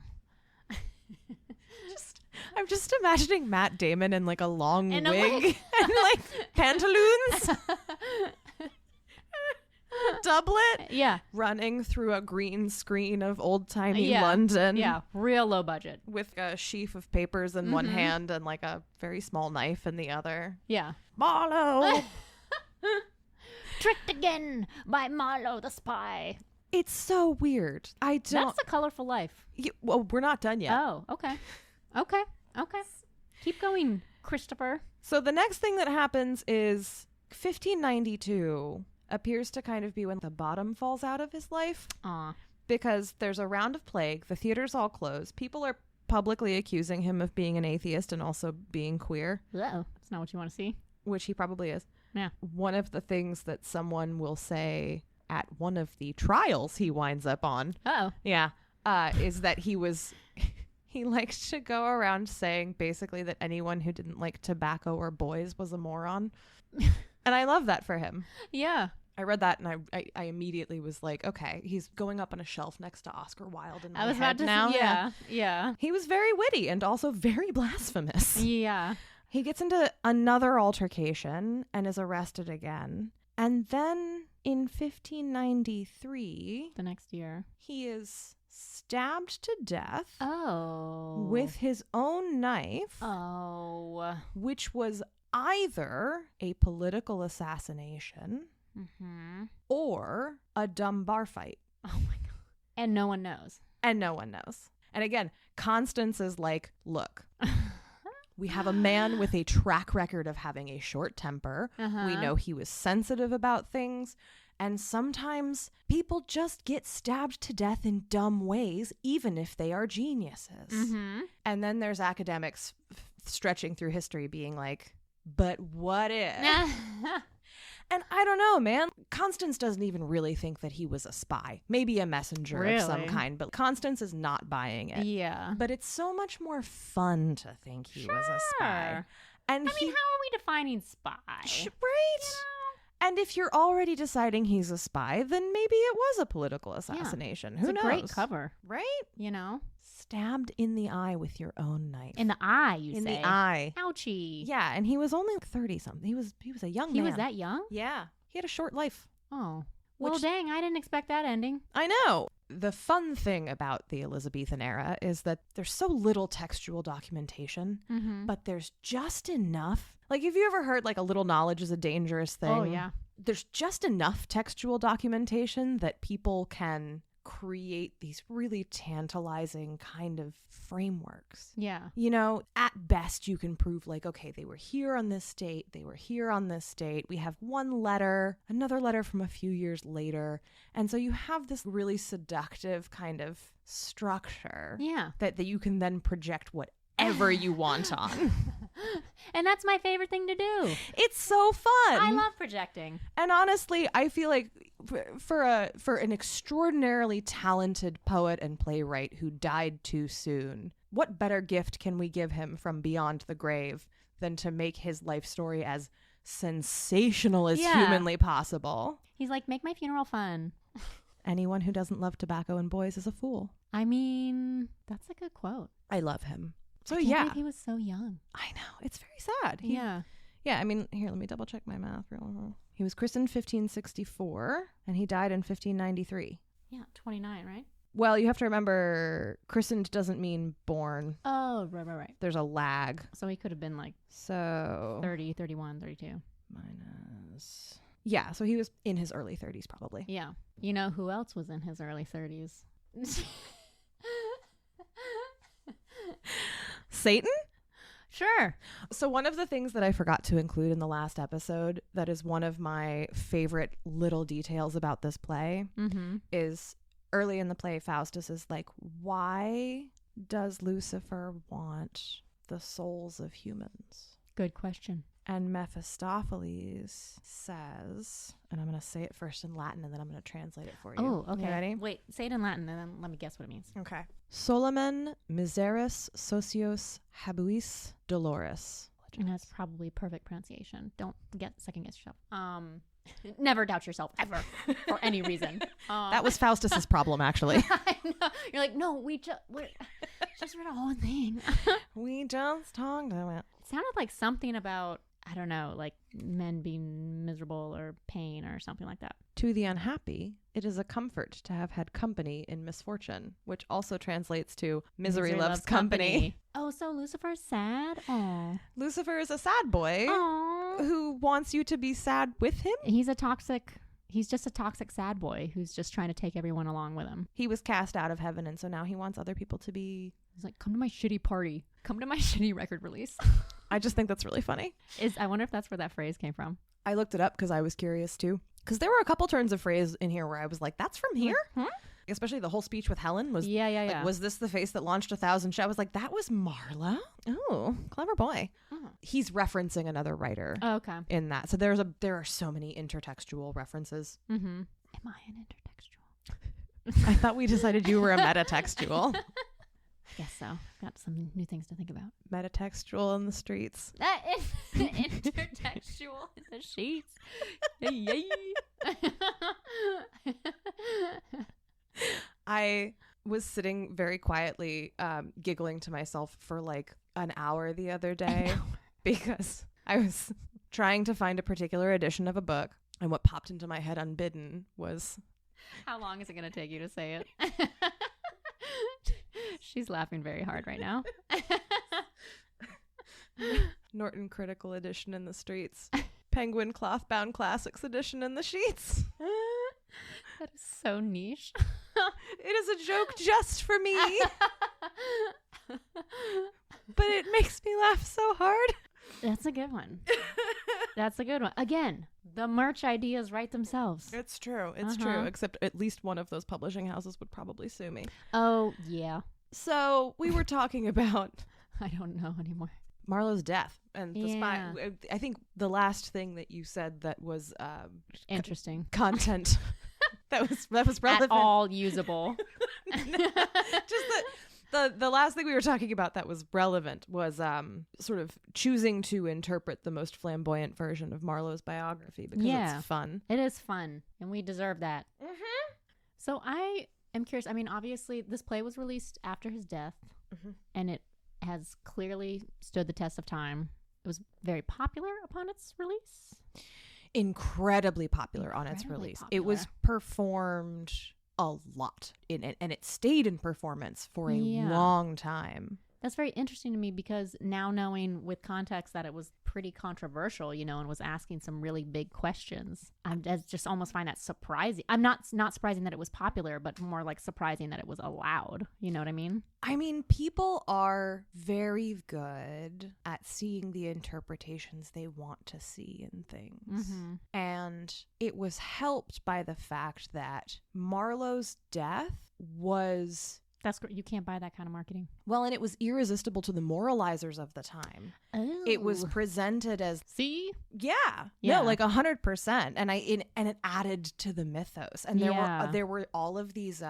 especially starting in about the a while after, decades after, there started to be all of these sort of urban legends and rumors about like supernatural occurrences during performances of the play. Oh my. There were stories that all the devils came out on the stage and the actors realized on stage that there was one too many devils and that the real Satan showed up and that the theater made a scary noise. There were all these rumors about like supernatural things happening. Interesting. It doesn't hurt either that for a long time the B text was the version that was circulating, which is the one that is much more straightforwardly selling your soul to the devil is bad, and that's where Mephistopheles is like, I lied to you, and where the good angel and the bad angel and Lucifer and Mephistopheles all come on stage to be like, ha ha, we got you.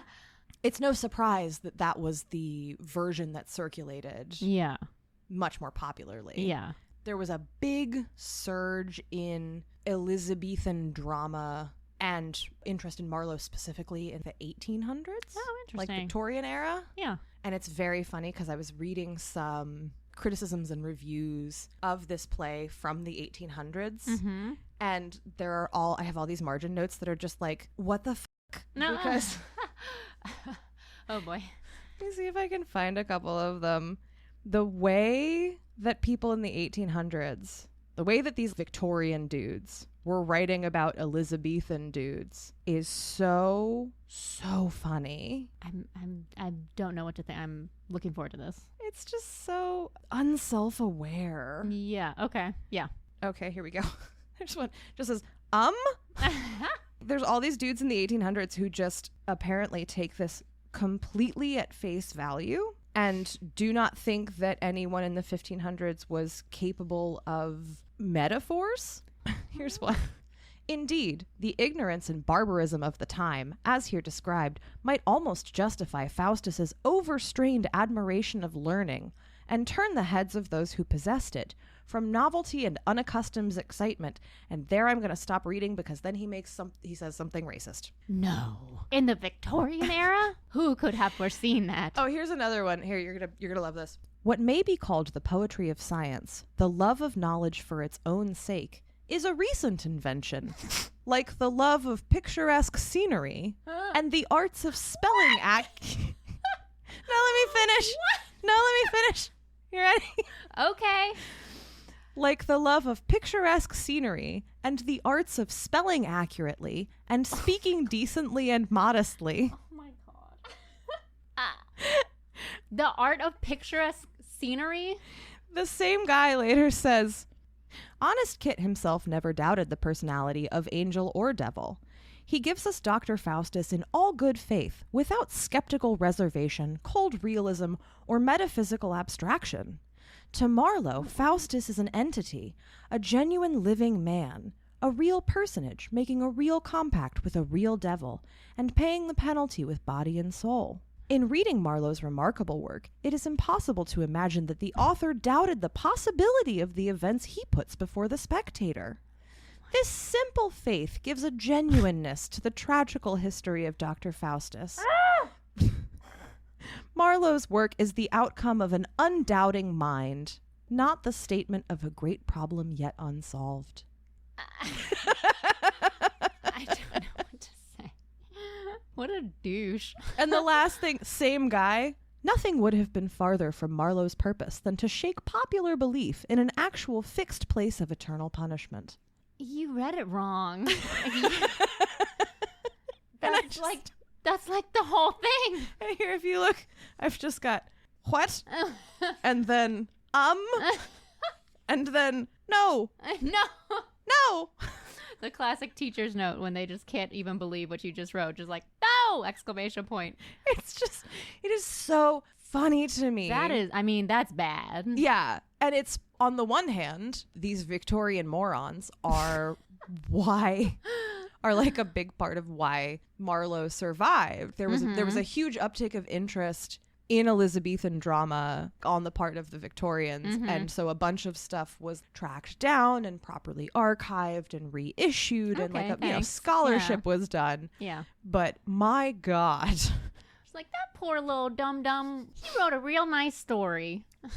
I feel like it's very easy to forget in the era and the intellectual sphere in which you and I kind of operate, in which most people I know operate, which is pretty straightforwardly like people are people. Throughout history, people had access to more and less information depending on the time. They were still just people. Yeah, we're not breaking ground over here in 2023. Yeah, people are vast. They contain multitudes. There were always queer people. There were always atheists. There have always been people who looked at structures of power and went like, hey. And I forget sometimes that the sort of trend for a really long time, especially in the Victorian era, but they weren't the only ones who did it, was to look at the past and go, those fragile morons. Those beautiful idiots. And it was very important to the Victorians to maintain this illusion because it's what gave them their sense of superiority. It's what legitimized all of their awful power grabs. All of their insanity. Yeah. And it makes perfect sense that would be an ethos that came out of colonialization, right? As you have got to look at the past of England and Western Europe as one never-ending upslope of progress. Progress, civilization. Yeah. Because if you look at the people you are brutally murdering and you look at the not that distant past of your own country and you're like, these things look not dissimilar. La la la la la la la. No.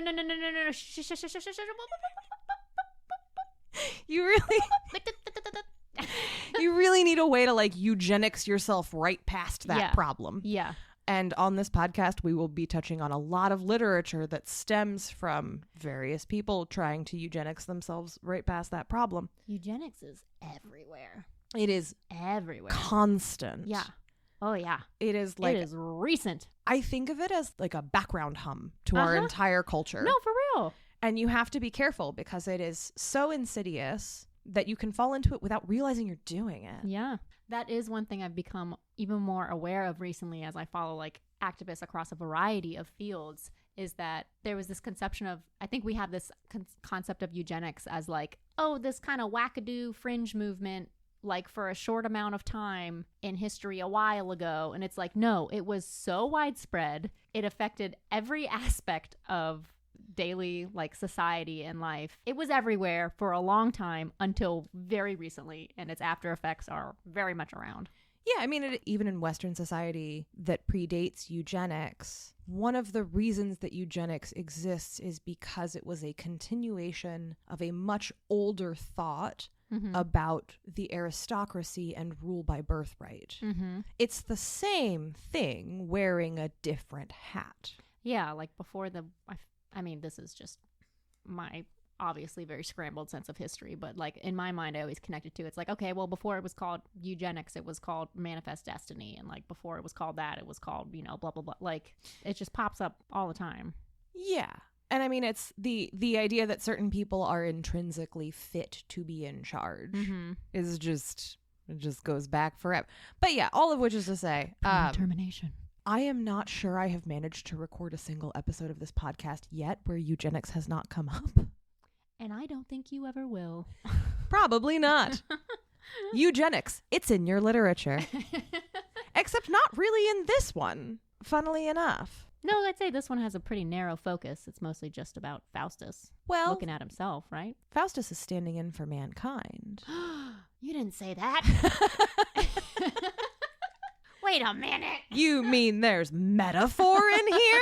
I thought they didn't understand metaphor. I mean, to drag us back from eugenics broadly and into the play, predestination and eugenics are cozy bedfellows. Yeah, you can draw a pretty clear line between the two. But, the play, in honing in so deeply on the psychology of uncertainty, if we accept that Marlowe is a spy. He is. And was operating probably as some kind of like an undercover agent, as people have speculated. One of the things that you can draw out of this play is that Dr. Faustus is actually slung between two incredibly powerful forces, neither of which actually care about him. Oh, yeah. Yeah. He's in the center of a power struggle, which is going to be enacted on his body no matter what he does. Yeah. And he has very little control over it. That doesn't sound familiar to what was happening at the time at all. No, not even a little. What a totally random idea. Not for a man who was a spy, and not for a man who was... you think about living in England at this point, when it's just like, who is threatening me with death now? Yeah. Oh, now the plague is here. Yeah. Just getting caught in between these, like you just said, like these systems that just... don't give a fuck about you. Yeah, and I mean... you're just expendable, And Faustus is really the only human we spend any time with. You've got Lucifer, Mephistopheles, lots of assorted devils. You've got the good angel, the bad angel. You got the little old man who comes and hangs out. You've got the old man. He doesn't show up until quite late in the play. Oh. And he really only shows up to talk shit about Faustus being damned. So, like, he technically talks him out of suicide, but it's not kind. He's kind of negging him the whole time. Yeah. He's like, yeah, it's never too late if it weren't for the fact that you're a disgusting heathen that God hates. So mean.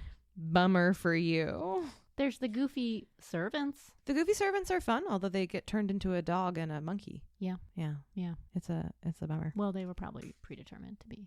They were, yeah, they had no choice. But like, Faustus is constantly asking himself what he's done and why. And like, oh God, what have I done? Was it worth it? Why'd I do this? Yeah.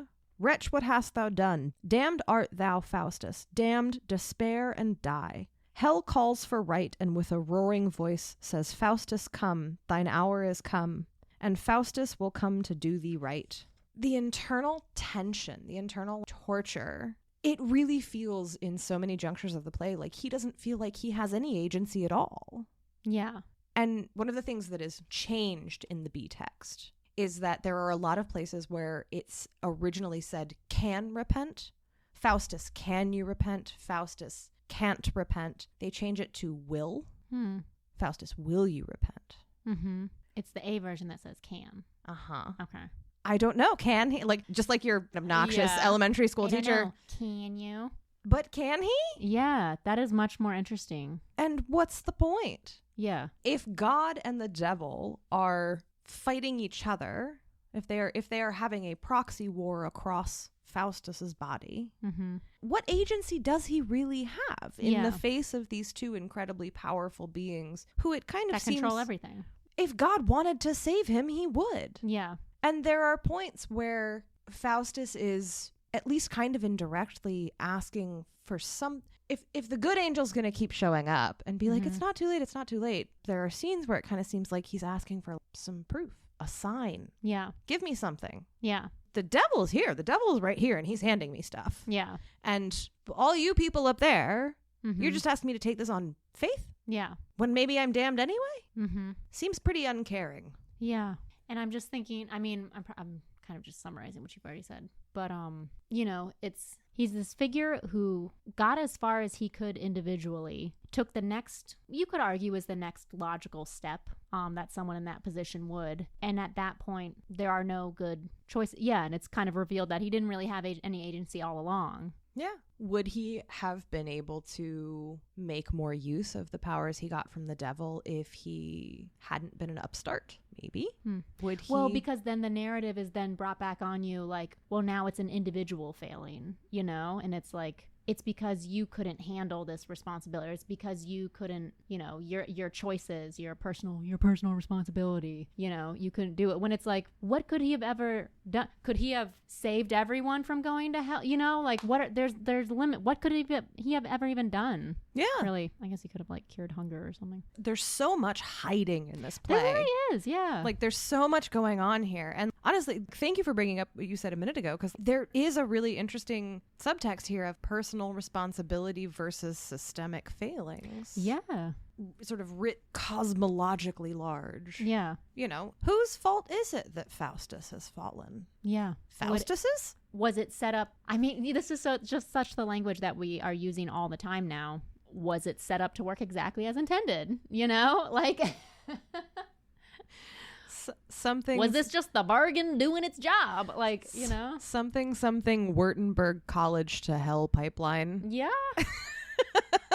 Yeah. If you give an academic a magic book, he's gonna want to talk to Satan.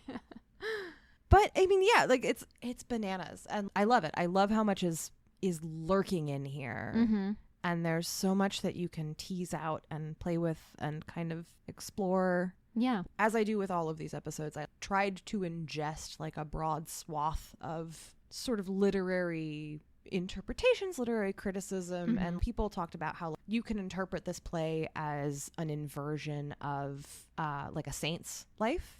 Okay. You grew up Catholic. You know some saints' lives probably. Or at least how they're structured. Kinda. Saints' lives as narratives, it's usually first they didn't know about God, and then they found out about God, and then someone tried to take them away from God, and then they said, no, I'm sticking with God, and then they usually die horrifically. Yeah. We weren't really saintsy Catholics. I don't know. I don't know why I kind of thought that all Catholics were saintsy Catholics, but... Yeah, you'd think so. Fair enough. I don't really know much about saints, I'm realizing. What'd you do in Sunday school? Did you not learn about saints? You know, a lot of times we didn't go to Catholic Sunday school. Oh, fair enough. Yeah. Did you just sit through Mass? Sat through Mass and then went to Protestant what? Sunday school sometimes. Yeah, I don't know. Well, we also moved every couple of years, so it was a different church every few years, you know. Fair enough. Good point. So... all of that's to say. Anyway. Hashtag army brat. It's a miracle you didn't sell your soul. Who's to say I didn't? How do you think this podcast is racing through the charts to number 1? Yeah, we'll go with that. No, I read one piece that was talking about how the play functions as kind of an inversion of the standard structure of saints' lives, which with Marlowe would have been very familiar. Yeah. So that's an interesting take. Yeah. They also talked about the influence of morality plays on this play, and morality plays had kind of gone out of style. They weren't really popular anymore. Interesting. So he's kind of specifically invoking something pretty old school. Yeah. In order to tinker with it, subvert it, Yeah. play with it. He's a really interesting guy. A smart dude. And I wish he hadn't died. Yeah. Was this idea, was kind of the general, well, you just said what might have influenced it, but is this kind of the first time is this the first time that this is used, or is it kind of a popular, is this the first like big deal with the devil piece of literature, or was that kind of had been used before? So the play is based so Faust is a old legend, sort of cautionary tale from Germany. A translated version of, so there was a chapbook called the Faustbuch. A what now? Chapbook. A chapbook? It's basically a shorter, think like not quite a novel. Okay. Like a smaller, a skinnier. Yeah. Zine. They make for, essentially, yeah. They make for easier distribution. Okay. There was a chapbook that made it to England and was translated into English from German that appeared in London probably not very long before Marlowe wrote the play. Oh, interesting. So he was riffing on like an existing story. Mm-hmm. But it's also important to remember, for anyone out there broadly unfamiliar, like most of Shakespeare's plays were riffing on existing, like this is just what people did. Yeah. I just want to make sure that no one is out there being like, well, that's plagiarism. It's like, well, kind of, but also no one cared then. Yeah, that's just like that's how stories evolved. That's just what people did.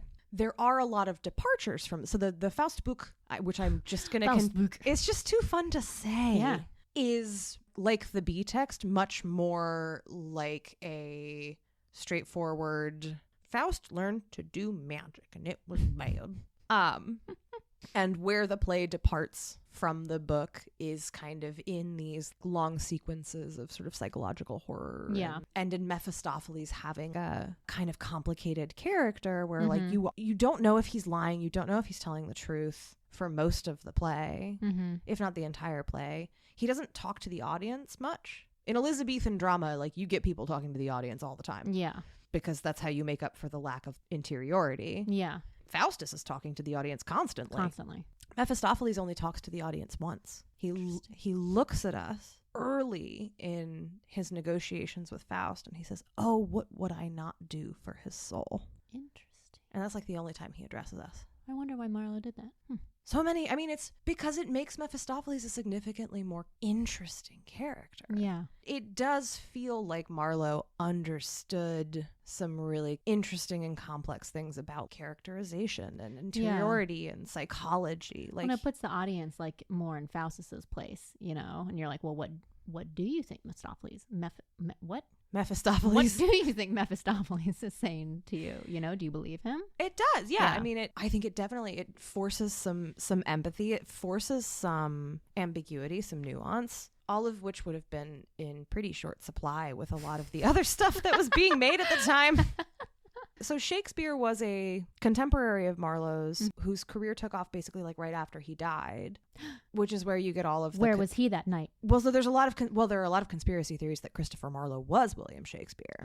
Well, not conspiracy theories. That sounds mean, but there are people out there who think that Christopher Marlowe basically like faked his own death and then became William Shakespeare. My name's William Shakespeare now. Which I'm not buying it. I was just suggesting that Shakespeare was the one who killed him in the bar fight.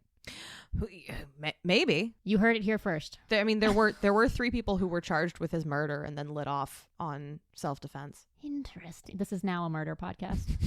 This is now a true crime podcast. True crime podcast just about the Elizabethan era, though. Yeah. We are only... We have no evidence. No evidence, no conclusions, no witnesses, and no way of getting any of them. Each episode is 5 hours long. We're doing 1 murder per season. Yeah. This is now a Christopher Marlowe murder podcast. Mm-hmm. I wish I could think of a snappy name real quick, but I can't. Well, you're like, anyway, please.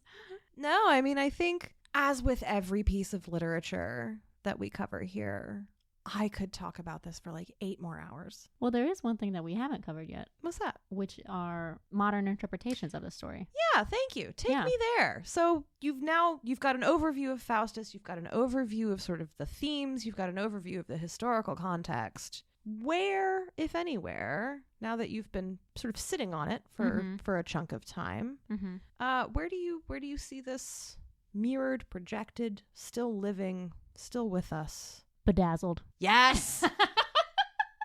This is now a Bedazzled podcast. Brendan Fraser may not be the Faustus we deserve, but he's the Faustus that we need. Yeah. I have not seen that movie since I have not seen that movie in a long time. It is not all parts of it hold up, but there's some comedy gold in there. Is he too a tortured soul looking to reach the outer limits of human knowledge? No, I think he literally just wants this one lady to be his girlfriend. It's all about chasing a lady. Oh, okay. Yeah. So that's more of I think the servant's name is Robin. That's more of a Robin Yeah. role Yeah. for him. Okay. And Mephistopheles is Elizabeth Hurley and is unbelievably hot. Oh yeah, I remember that now. And is not really sympathetic at all, or enigmatic, is just straight evil, but again, incredibly hot while doing it. You know, as a writer, as someone who aspires to write more things, if you are making a movie and you realize that you either lack the talent or time to make a character interesting, make them incredibly hot. Just cast Elizabeth Hurley. Yeah, if they can't be nuanced, just give them beautiful titties or abs. Yeah. That's all you need. Boom. Hollywood gold. Yeah. All right. So we've got Brendan Fraser and Bedazzled. I mean, selling your soul. That's like a very straight interpretation. And then if you want to get more, I don't know, if you want to branch out a little bit, I'm sure like there's so many different ways you can take it. I mean, I said it off the cuff earlier, but Breaking Bad kind of is a Faustus narrative. Sure. Yeah. He's faced with his own mortality. Mm-hmm. And it's all a lot more grounded. Mm-hmm. But if I recall correctly, because I haven't watched it in a long time, but I think I did watch it all the way through. He ultimately winds up having to contend with the fact that he doesn't have as much control as he thought he did. I think so. Honestly, I couldn't get through. I want to say there's like everyone I know watched it. Yeah, I got kind of annoyed with it part of the way through. Mm-hmm. But yeah, I mean, I feel like these narratives persist. Yeah, like what do you do when you have power, and then how much power do you actually have? Right. You know? And what would you do for power? Like Yeah. we tell that story over and over and over and over again. That's Yeah. like 98% of prestige TV. Yeah. But I will say, and one of the things that inspired this episode, there is a novel, historical fiction novel called A Tip for the Hangman. And I have to apologize to everyone who knows me interpersonally because I keep accidentally calling it A Tip for the Hangsman. And I don't know why. I just keep inserting this S in there. That is unacceptable. I know. I should be hanged. You should be hangsman. I should be hanged. But part of what made me think to do an episode about Faustus was this novel, which is a historical fictionalization of the life of Christopher Marlowe. Oh.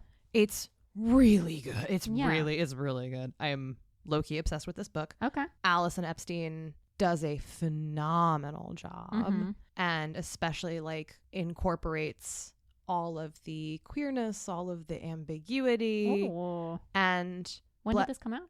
2021. Oh, wow. Okay. And like wherever there was a choice between having a fun story and having like a perfectly historically supportable story, she went fun. Yay, Allison. And I love her for it. But very specifically, the novel, instead of being we are going to tell the story of Christopher Marlowe beginning to end, what she's done is she's kind of blended some of the elements of the Faustus narrative with his biography. Yeah. And with themes from his other plays as well.